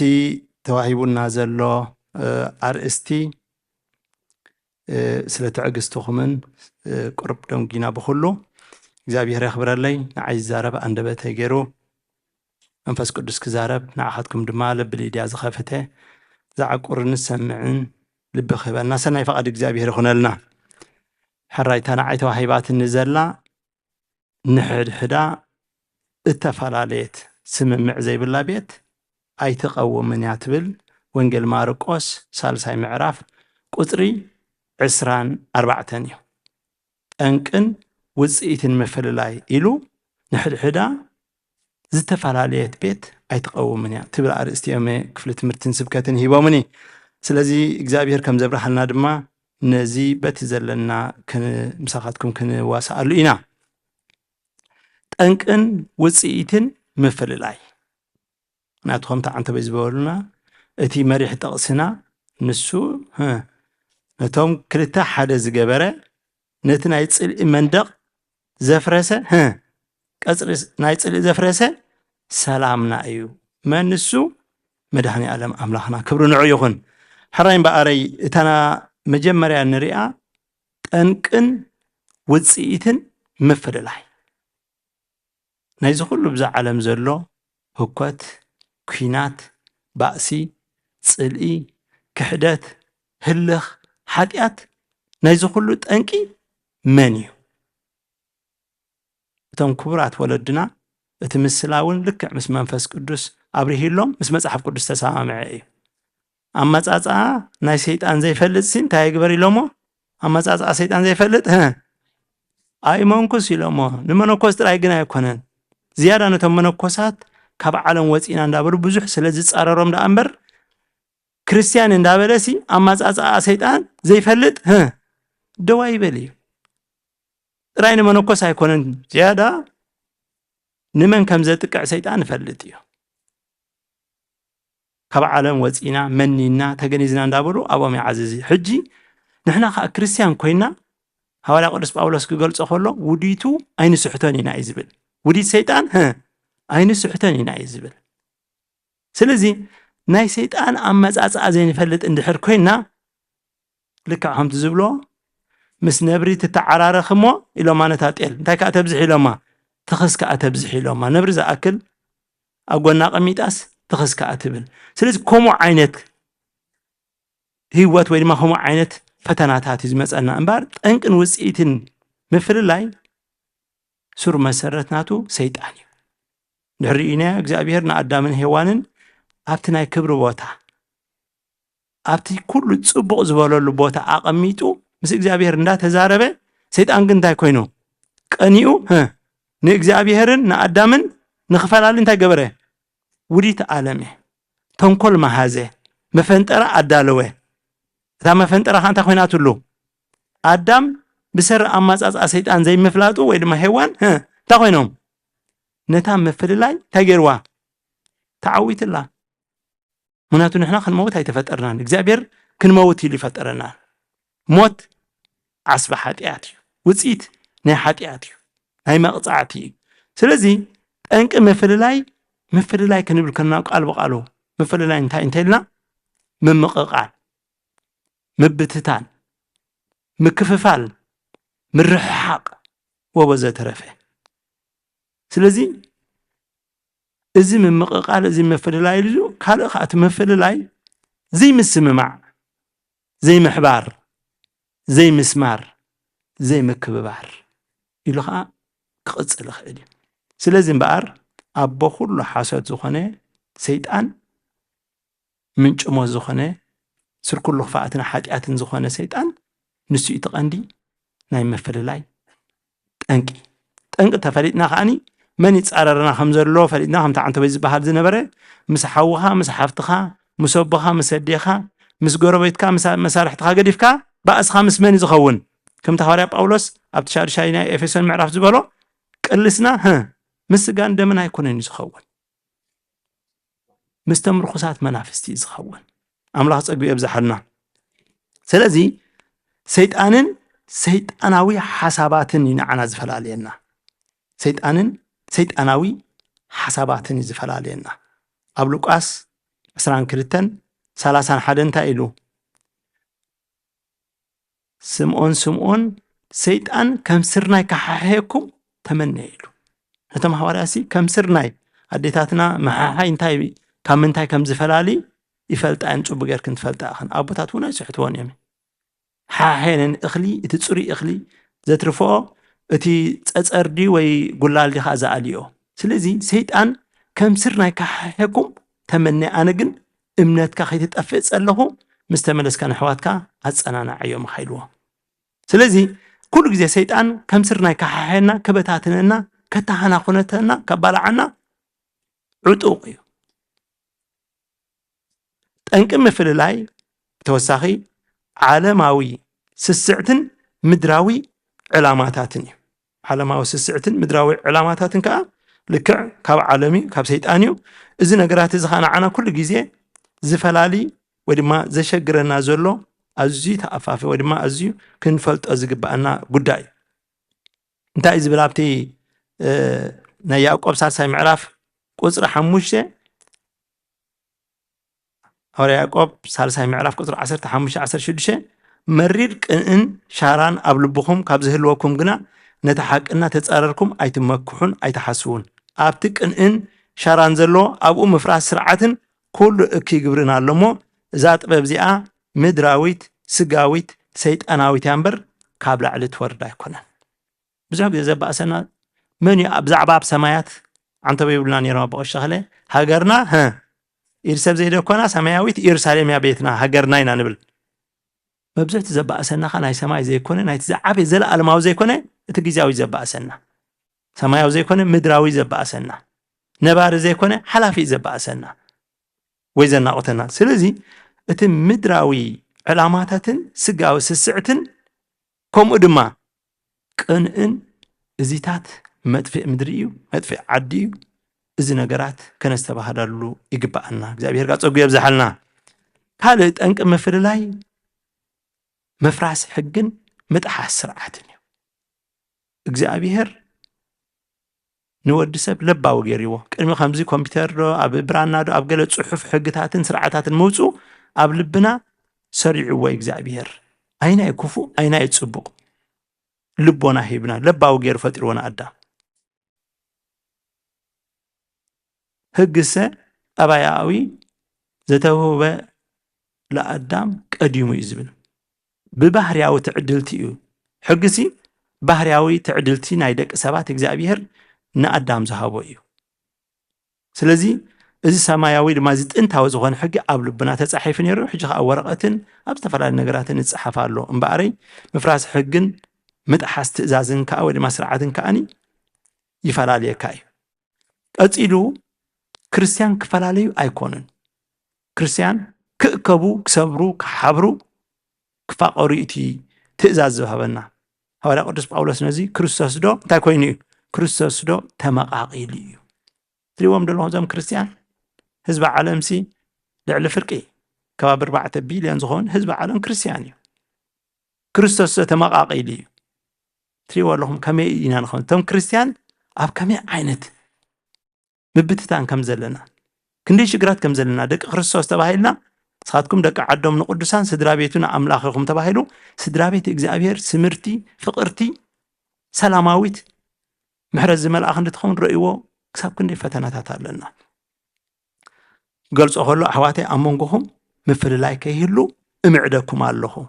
كريستوس تو تما قيلو مسبلاي سلازي اتم امونكم مفر لاي زمصو منفسي بلوم سغاويانن مو كتعزبوم امعدكم الله هندا بلخ ابتنا يهودا حدا 19 يغلصو سلازي نحنا كنقصل كلنا طنق فريدنا لنا طنقنا اندحر فريدنا كل غزي كنكالا خلينا طنقي نحمام شكر ايتبزحيو امغاغبانا ادقاقسانا انبابرانا نقيرينا او زي انا اذا تشجرك زلا نايدم بزحي زي امسبلوخا او طنقا فريد اللهو فوسي فرق فوس رخيب اللهو كومينا نبل حج نحنا خاني نتتصابانا نتتصاررنا ليتن معلتن نتتصابانا از بيقنا كنفلطو فريدنا ون كنحالفو زتسعر يخا سيطان زتسعر زودقي اوه بلو ولا اغزابير وامبي بلو ولا سيطان نيغزابير انت غبروا تغزئوا نسيطان كان تغبروا نسيطان ها تغزئوا ريبل تصارروا ما ها كباهم تكونيو كرحق يزبل اسك حسابو اب غزانا مسدقنا اب بيت كريستياننا حلف حليفو سيطان حجي اب بيت كريستيان عسكير زلو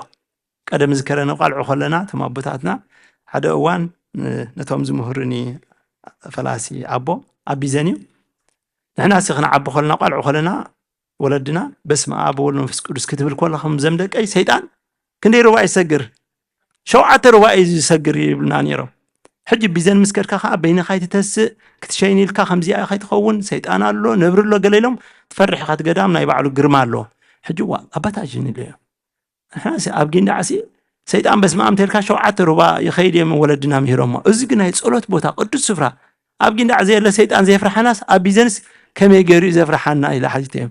از وداي ابغين دعدا خندي سخرن كندي قتلتين كندي طنقولان كندي طاوتن انت غبرخو لكم تغبرخو لكم سلازي ازي حواري قدس يعقوب كاني ابترابع معرف قطر شوعته وهو بالول اغزابير وانبي بالول شيطان نسيطان تصاررومو كباهم تكونيو وريحو قدي زخلو هكوتن زخلو باغارن زخلو صلئن زخلو باسن هلخن امونغو خريستيانات امونغو سدرابيت اغزابير كبيد زمص زلو بعد اذا حتى حواري يعقوب تمونغو زلو باسن صلئن زخلو خابيلو خابتي سغاو سميعتكم دليتكم يزبل سلازي قلبيتنا يا خاين هلو وهو بلو ايش بلوان اغزابير تغزئوا نسيطان تصارروا بل نحنا كن نحق اغزابير انصارارو نحق سيطان كان نغبرو خاين هلو حواويسنا ويدما قلابيتنا كاين هلو نفسنا خنفتش غبانا كراس بامنا نغزابير تغزئوا يزبل نغزابير كان مقدو قنعيو صدقيو حقيو فقري ولا حنتي بن كبد نغير ايكونن نحنا كن قلابيتنا تفاقروا بلنا ها تخاتاتروا تخوينا تمصالا سمروا بلنا ها تماقينا نركبالنا كبزي سورنا قسل سغانان منفسنان اغزابير يفوس عرق منفس قدس نبيت كريستياننا يوردلنا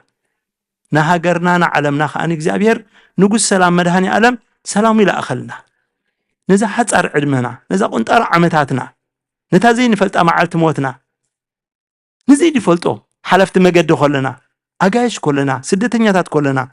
مصاتنياتات كلنا نزو كل قصار مصار كاني بملو ها راينا مصينا راينا نوص عالم كنزو خون چنقتن كنزو خون هكوتن ايدلنا هكوت انت قبر لهم هكوت يسدد بركه لهم سلازي كبراز باملاح ازي انقن وصيتن ناي مفللاي ازي خبديو كنرينا نحلعلا زتفلاليت سممع زي بالله بيت ايتقومن يحلو ايتقومنا فصي ما يتقومنا يحلو مارقوس 3:15 زتفلاليت سمع زي بالله بيت مالت تزاريبا زي تسمع منفساو صلوا كبر صلوا زي بالله سريحه منم زي تدمع زي تبارخ اقوم نجر زي تبصح موغيتا مسيطان تماغيتا ديو ምንም ዘይትረትዕ እዚ ንሓንቲ ስምምዕ ዘይብላ ቤት ምልክት እዩ ብተወሳኺ ዝተፈላለየት ስምምዕ ዘይብላ ቤት ትወድቕ ስምምዕ ዘይብላ መንግስቲ ተዓኑ ስምምዕ ዘይብላ ሃገር ትብተን ስምምዕ ዘይብላ ስድራ ቤት ትጠፍእ ዝተፈላለየት ስምምዕ ዘይብላ ቤተክርስትያን ከዓ እንታይ ትኸውን ትደክም ትምህምን እዚ ኩሉ ጠንቂ ድኻም ናይ ቤተክርስትያንና ዘይምስምማዕና እዩ ዝተሰማምዑ ዝተፋቀሩ ኣነ ህብሲ እንታይ ገብሩ ኢሎሞ ወለድና መዓር ይበልዑ ኢሎሞ መዓርካ የፍሪ ኢሎሞ ዝተሰማምዑ ዝሰመሩ ዝሓበሩ ኣብዚ ዝተፈላለየት ቤት ሰይጣን ዝነገሰላ ወትሩ ባእሲ ህኮት ብኽያት ህልኽን ሓጢኣትን ዝበዝሓ ኢሉ ሐዋርያ ቅዱስ ጳውሎስ ነዚ ክገልጾ ከሎ እንታይ እዩ ዝብሎ ኣብቲ ናይ ገላትያ 5 ምዕራፍ ቁፅሪ 15 እንታይ ኢሉ ዝገልጸልና ዓና መለበሚ ክኾነና ኩሉ ተጻሕፈና ዓና መለበሚ እዩ እንታይ እዩ ዝብል ንሕድሕድኩም እንተ ተናኸስኩምን ተበላዕኹም ግና ንሕድሕድኩም ከይትጣፍኡ ተጠንቀቁ ንቆልዓ ተጠንቀቕ ይትወድቕ ተጠንቀቕ ሓደጋ ከይትገብር ንብለኮ ከይጉዳእ ኢልና ኢና ስለዚ ክብራስ በኣምላኽ ጥንቁቃት ንቑሓት ክርስቲያናት ዓያሽኦም ኣይብልን ክርስቲያን ብሪ ንቑሓት እዮም ዘነቃቅሕ መንፈስ ቅዱስ ስለ ዘለዎም እግዚአብሔር ስለ ዘለዎም እዛ ንሕድሕዳ ስምምዕ ዘይብላ ቤት ክትቀውማ ይትኽእልና ኢሉ እምዙይ ፈሊጥና ከዓ ዕንወት ከም ዘሎ ምብታን ከም ዘሎ ስምምዕ ትጥፍእ ወዲ እኮ ካብ ቤት ኣቦ ዝጠፍአ እንታይ ኮይኑ ወደይ ጠፊኡ ነይሩ እሞ ተረኺቡ እዩ ሞይቱ ነይሩ እሞ እንታይ ኮይኑ እዩ ምስ ተበተነ ካብታ ስድራ ምስ ወፀ እኳ ጠፊ ስለ ዝጠፍአ ስለ ተበተነ ኣብታ ገዛ ሰማማዕን ምስ ወፀ እኳ ጠፊኡ ወደይ ዝበሎ ስለዚ ንሕና እውን ካብታ ቅድስቲ ቤተ ክርስቲያን ካብ ኣምላኽናን ከይንጠፍእ ኩሉ ግዜ ትኩላን እምንቱ ውስተ ቤተ እግዚአብሔር ኣብታ ቤተ እግዚአብሔር ኣብኣ ተተኺልና እቶም ኣብ ቤተ ኣምላኽና ዝተተኽሉ ኣብ ኣፀደ ኣምላኽና ከዓ ይለምዑ ይዕንብቡ ይፈርዩ ስለዚ ኩሉ ግዜ ትኩላን እምንቱ ውስተ ቤተ እግዚአብሔር ትኩላት ኣብ ቤተ እግዚአብሔር ዘይሰማማዓና ካብ ጫውጫውታን ካብ ምንቃርን ምንቃትን ወፂና ህድእ ኢልና እግዚአብሔር ዕርቅ መንፈስ ቅዱስ የውርድና ህድእ ኢልና ተላዚምና ክንፈትሖ ሽግራት እዚ መልክዕና እዩ ጽባቐና እዩ እግዚአብሔር ዝኣዘዘና እዩ በኣንጻር ናይዚያ ስምምዕ ዘይብላ ንሕድሕዳት ተፈላለየት ቤት ከዓኒ ስምምዕ ዘለዋ ቤት ከ ሕብረት ዘለዋ ቤት ከ ስምረት ዘለዋ ቤት ከ ዝተፈላለየት ዘይተፈላለየት ስምምዕ ዘለዋ ቤት ተዛሪባ ተሰሚዓ ሰሪሓ ተድሚዓ ሞጉይታ ንሰይጣንን ንኩሉ ክፍኣትን ትረቲዓ ትስዕር ኢልዋ መን እታ ስምርቲ አንተበይ ከምቲ ዝበልኩኹም ሰይጣን ነቦና ኣዳምን እግዚአብሔርን ዝፈላለየ ወትሩ ክፈላለየና ወትሩ ካብቲ ቤት ኣቦና ካብቲ ቅዱስ ስፍራና ከጽድፈና ዕረፍቲ ይብሉን ንሕና ከዓ ንዑ ፈሊጥና ብጸሎት ኩሉ ግዜ ኣጽዋርና ተዓጢቕና መንፈሳዊ ጸሎትና ነፍስና ዕርዲ ናይ ቃል እግዚአብሔር ጌርና ንኣምላኽና ንጽበ ንዑ ነገልግል ንዑ ንፈርህ ንዑ ንእዘዝ ክንከውን ከዓ እግዚአብሔር ንዓይናዕኹምን ኣዚዙና ኣሎ ብተወሳኺ ስምምዕ ዘለዋ ቤት ትህብትም ብጸጋ ብጥዕና ብፍቕሪ ብኽብሪ መመሊሳ ንኻልኦትካ ከምኡ ትጸሉ ኣብነት ትኸውን እዛ እንዳኣከለ ስድራ ቤት ይትረፋ ኣብዚ ምድሪ ኣብ መቃብርካ እኳ ጎረቤትካ ኹኑ ኢሉ ኩሉ ግዜ ንሰባት ትጸሉ ናይ ብሓቂ ብፍቕርካ ትማርኽ ጥዑማት እንድዮም ትፈልጡኹም ወለድና ጣዕሚ ናይ ሰብ እንዳኣከለ ክትብሎም ከለኻ ዋይ ጥዑም ወዲ እግዚአብሔር እኽሊ እኳ እንታይ ገሆን በሊዕኻ የጓድቕ ክሳብ ክንድዚ ነቲ ሰብ ወይ ድማ ነታ ስድራ ቤት ክገልጾ ከሎ ጥዑማት ከምዚ ዓይነት ክርስቲያናዊ ስድራ ቤት እግዚአብሔር ዝኸብረላ ሰባት ዝባረኹላ ቅድስቲ ስድራ ቤት ክትህሉ ከዓ ኣብታ ስምምዕን ስምረትን ሕብረትን ዘለዋ እያ ካልእ ስምምዕ ዘለዋ መንግስቲ ትሕይል እዚ ኩሉ በዓል ሮማን ኤምፓየር ድዩ ኦቶማን ኤምፓየር እዚ ኩሉ ዓለም ዝኣክል ዘነቃንቁ ነበሩ ፍራክሽን ኣብ መንጎ ምምቕቃል ምስ መፅአ ሓደ ጀነራል ሓደ ብኸምኡ እዮም ዝፈርሱ مسمع أنت لو جن كل جزء حبور يخا كم هزبي كم بيت كريستيان رأيوه إذا كل أرثوذكس أو وحود أيقوننا جن تفناج إلنا إذا ناس أبعت ناس بب حد أنت خوينس أنت إنكس معه أنت إنكس سرحة أنت إنكد معه كبا خلا جن حيلين برتعين بس إحنا قرأت بزن حموش أبعتنا إنا نغير وين ما حبي رخصر خلطة أكلاتي زعوات سممع زلو هاجر تمعبل إذا كلهم بقوراج مع عبيلن زبلون 4 5 إيسادين بقوراج مع بلا بسممع بحبرتي زخن قبر لنا يلو لا هنا أخذ كايكونن سدرا بيت كا سممع عند حرار الله فقر انت الله تخبر كا سممع زلو بيت كريستيان كاني تسسن مملسة أبزت صباح نحن أيترفدو نصعدو فلتوهم أورثودوكس ناب أمريكا مصيلو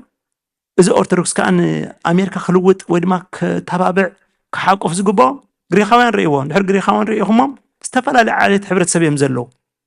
أبزخونه بتخشانا زمسل كندي صعدا لكم كندي صليم عليكم تلكم يترف صعدا صليم كنبصح زي نتو محواتنا قانقانا نتزاربنا ጭራህ መራህ ኮይና ሓንቲ ትግርኛ እናተዛረብና ፈጺምና ናይ ምልዛብን ናይ ምስምማዕን ናይ መዋሃድን ባይታሲእና ኣለና ዘገርም እዩ ግዳፍ ደን ካልእ ቋንቋ ካልእ ዝባህሉ እዚ ጥዑም ዜና እዩ ብስራት ወንጌል መንግስቲ ኣምላኽ ኢልና ክንእክብሲ ነቶም ቋንቋና ሰምዑ ብሓንቲ ጸጋ ጥምቀት ብሓደ ጎይታ ብሓንቲ እምነት ዘለና ምጥርናፍሲኢና ነቲ ሓደ ተልዕሎ ተሓደ ወድቕ ነቲ ሓደ ተሓዝሎ ተሓደ ይነጥር ከም ዝንሪኦ ይኾነና ኣሎ ኣብ ኣሜሪካ ግራት የብልና ደረት የብልና ጎረቤት ኣይኮንና ጎረቤትና እስከንረአዮ ዘይንፈልጦ እዩ ኤሻዊ ድዩ ላቲናዊ ድዩ ኣጎንና ምሳና ጎረቤትና ኣለዉ ምሶም ከዓ ሃይ ስር ሃይ ማዳም እንዳበልና ከዓ ንነብር ነታ ሓውና ፍንጫሕ መሰንገለና ወዲ ዓድና ወዲ ቅዱስ ቤተ ክርስቲያንና ከዓኒ ምዙይ ጽናሕ ኸሪኤ ስረኝ ተዘይርኤ ንብል እዚ ሓላፊ ሰብ እዚ መዋቲ ሰብ እዚ ገዓዚ ሰብ ስለዚ ክብራዝ በኣምላኽ ኣተሓሳስባና ኣካይዳና ኣነባብራና በዚ ጉባኤ እዚ እግዚአብሔር መንፈስ ቅዱስ ሕሹ ኾይድና እዚ ገብሮ ዘለኹስ فقاد እግዚአብሔር ለዝገብር ዘለኹ ወይኒ ሰይጣን ዝሕግዞ ዘለኹ ንምንታይ ዝገብር ዘለኹ ኢልና ንነፍስና ህድኢና ክንሓታሞኒ እቲ ግበርዎ ዝበለና ክንገብሮ እቲ ከይትገብሮ ዝበለና ከዓኒ ክንሕሰሞ ክንበኽሮ እግዚአብሔር ፀጉ የብዝሓልና ስምምዕ ዘለዋ ቤት እግዚአብሔር ዝነገሰላ ፍቅሪ ሰላም ሓጎስ ጽድቅን ሓቅን ዝሰፈና ቅድስት ስድራ ኮይና ልክዕ ከምቲ ኣቦና ኢያሱ ኣነን ቤቴን ግና ንእግዚአብሔር ኢና ነገልግል ንስኻትኩም ከዓ ንመን ከም ተገልግሉ እንታይ ግበሩ ወስኑ ሕረዩ ባዕልኹም ዝብል ክሳብ ክንድዚ ኣዝዮም ቅዱሳት ዝኾኑ ስድራ ቤት ንእግዚአብሔር ዝፈርሑን ብጸሎትን ንኻልኦት እውን ዘማልዱን ቅድስት ስድራ ክትህልወና እግዚአብሔር ደግፈና እምበኣር ከምኡ እውን ሐዋርያ ቅዱስ ጳውሎስ ኣብቲ ናይ ፊልጵስዩስ 1:27 ክገልጾ ከሎ ብኩሉ ንብረትኩም ንወንጌል ክርስቶስ ዝበቅዕ ይኹን ኢሉ ኩሉ ንብረትና መኪናና ምስልን መልክዕን ኦርቶዶክሳዊ እምነት ክርስቲያናዊ ናብራ ዘመልክት ጽቡቕ ነገር ዘለዋ ክትከውን ኣለዋ ገዛና ፍላወር ኣዲስ ዝተፈላለዩ ነገራት ምግባር ጽቡቕ እዩ ልዕሊ ኩሉ ግን ናይ ክርስቲያን ቤት ምዃኑ ኣብኡ ከሎ ዝፍለጥ ነገር ክኸውን ኣለዎ ተም ወለድና እንድሕሪእና ኩሉ ወላ ዙርየን ወላ ጥልፈን ወርቂ መስቀል ንሕፅኢተ ክትገብራ ከለኻስ ካልእ ዓይነት ዲዛይን ተሳኢኑ ድዩ ኣይተሳእነን እኮ እቲ ክርስቲያናዊ ዝኾነ ቫልዩ ግን ወርቂ መስቀል ይገብሩለን ኣዴታትና ኩሉ ወላ ትኽዳና እንተሪኢኹሞ ንክርስትና ዘመልክት ናይ ክርስትና ኣብነት ክትሪኦ ከለኻ ሳብኡ ከለኻ እዚኦም ኣምባሳደራት ናይ ክርስቶስ እዮም ዘብል ኣዝዩ ጽቡቕ ዝኾነ ስነ ምግባራዊ መንፈሳዊ ዝኾነ ክርስቲያናዊ ዝኾነ ስርዓታትን ባህልታትን ወይ ድማ ትእዛዛትን ይጸንሕና እምበኣር ኢሉ ምስ ኩሉ ሰብ ብስምምዕ ነበሩ ኢሉ ምስ ኩሉ ሰብ ብስምምዕ ነበሩ ትፈልጡ ኢኹም ሐዋርያ እግዚአብሔር መድኃኔ ዓለምሲ ፍቅሪ ብዙሓት ኣብቲ እዋንቲ ፍቅሪ ብዙሓት ክዝሕት ድያ ኢሉ ሎሚ ፍቅሪ 7 ሜትሮ ዶ መሲልኩም 7 ሜትሮ ተቐቢራ እያ ዘላ ውሉድን ወላድን ሓውና ሓፍትን ሰብኣይን ሰበይትን ንኩሉ በቃ ገበረኒ ጥራይ أملاخنا خامس كل سب بسلام بسممع نبري تتزازو كل تسبدو كي تسامع بحدا يمالالس يميلو عمود سلسته كي تسامع وقل تسب بحدا خو قاعزي كلونهم فتيمو مستسامع تريان بحدا زو قاعزو بعلو قويتانان أملاخنان مدحانينان يسوس كرسوس ون ماتيوس 10:10 كل توي سلسته بسمي انت تأكبكم بتبلو كل نجر كأنت تجبركم لا تجبركم انت تسامعهم أمونهم كركبيلو كبر نسمو يخون قلتي أك يرني سماين مدرن كحلف كله قال إجابير أحلف نيلو كل تسب سلسة سب 3 سب ولا 3 حساب تأكبكم بسمي انت زي تسامعهم سيدان أمبر سمع عبزي بلو أملاخنا أملاخ سلام نقول سلام ده قالوا مدهني ألمبر أبهو قطع يكون نزلوا أب أنت تسامع معهم كرم خنتي كي تسامع معها قال لهم سنة لا يدخلنا أنت تسامع معهم أمانهم كركبيلو أنت زي تسامع معنا مالتك درار سيدان كم تقول رزلنا ناب سيدان منتج ودما في اللاز عايز وقعنا أنت تسامع معهم بتبلو خلو كاب سماع أبهم كوهبكم يدو نحن عندما زابير أملاخنا أملاخ فقر سلزخانة أملاخ سممع سلزخانة أملاخ حبرة سلزخانة أملاخ سمرت سلزخانة سميرنا حبيرنا نا أملاخنا خنا قلقل نحن حنا ونقل زابير تقوي بزحلنا ناي مود أتاتقسي صار حد تقبرو صورو حق خرساس كان تقبرو صار حد نتولع نحزلو نحنقرو نحقفكو داي سلزخونه ديو داي سلزخونه معرنا خسوق ما يكدن هساني زقود دايو تنقاق زدليو عقمي بلون تسوينا عديتاتنا محزل جيرن 3 عامات هبزبانن قنا 10 سلزلنا سلزي اتا حيال منفساو حيل زلو نتي منفساو دخام زقاطمو انت حزلو انت حنقرو كسارا زي كونس انت ايو لبونا ايو اتا رهرهتي عده نزبدله انت حنقرت انت حزلت انت حبحبت انت تعقست ملكع صباق ادا امبري كسارا ايكونن دخام ايكونن سلازي صار حد صرو حق خرساس كا فصمو يبلا لمو حق خرساس كنفصم نحنا كنصاور كنكبابر لعلو كله نبزح نوحد بسم እግዚአብሔር تأكيبنا نأملاك كنلمنا خلنا كله خمس هبنا قال كده أتيلنا إيموني እግዚአብሔር بفقاده خنبر نأملاخنا خنجزو نسيت أنك خنتصاررو إن بخنبلو صقو يبزحلنا مستر قلصلنا وسبحت لእግዚአብሔር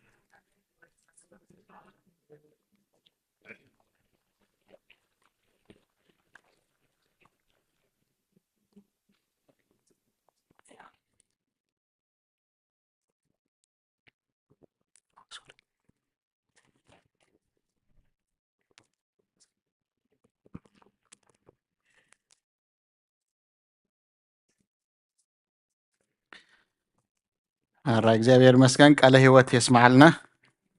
أبونا كشي حلفهم أزيو عاوز خانة تمرتينا حنجون كن بكل قصات نتي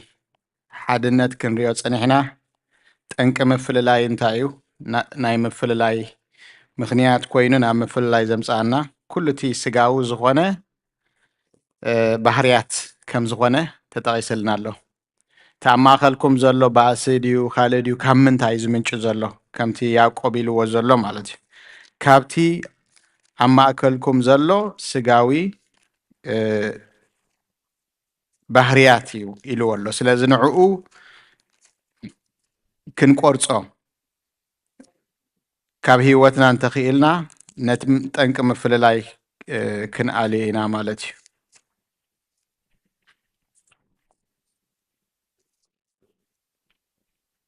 انتاي زبل زلو اتا عماخلكم زلو وغن باسن كابي زمص زلو كابتا اب اكلاتكم كوينو زواغا زلو فتوت سغا ፍትወት ስጋ ምናልባት እንተስተብሂልኩምላ ሓንተወይ ኣቦ ቀሺ ጴጥሮስ እንታይ ዝብል ነይሩ ርእስኻ ምኽሓድ ሓድነት ብርእስኻ ምኽሓድ እያ እትምስረት ምፍልላይ ከኒ ፍትወት ስጋ ፍትወት ርእስኻ ብምቕዳምያ ትመጽእ እሞኒ ነዛ ፍትወት ርእስኻን ስጋኻን ክንዋግኣ ከም ዘለና ንሓድነት ድማኒ ክንሃንፅ ምእንቲ ኣብ መወዳእቱ እቲ ጠንቂ ወይ ከዓ እቲ ብድሕሪኡ ዝመፅእ ሳዕቤን ናይቲ ምፍልላይ ድማ እንታይ ከም ዝመስል ርኢና ኣለና ክንቀውም ኣይንኽእልን ደው ክንብል ሓይሊ ረኺብና ክንነብር እውን ኣይንኽእልና ስለዚ እግዚኣብሔር ኣምላኽ ይርዳእና ምስተባዕልና ይኽፈቶ እቲ ሰዓትና ናይ ንሎማዓንቲ ተዳልዩ ዝነበረ መደብ ወዲእና ኣለና እግዚኣብሔር ኣምላኽ ዝተመስገነ ይኹን ካብዚ ቀፂሉ ዘሎ ግዜ ንውሕ ዝበለ ናይ ሌላ ግዜ ክህልወና ምናልባት ስጋብቶም ኣቦታትና ጆይን ዝገብሩና ክንጅምራ ንኽእል ኢና ተተጠቕምናሉ ፅቡቅ ስጋብ ዝመፁና እውን እቲ ናይ ሌላ ምናልባት መደብ እስኪ እቶም ኩላትኩም ብድሕሪ ዘለኹም ቅርብ እንተኢልኩም ምእንቲ ክንላለ ግዜ ክንህበኩም ኢና ካበይ ከም ዝመፃኹም ርእስኹም እንዳላለኹም ምእንቲ ክነላለየኩም ቅርብ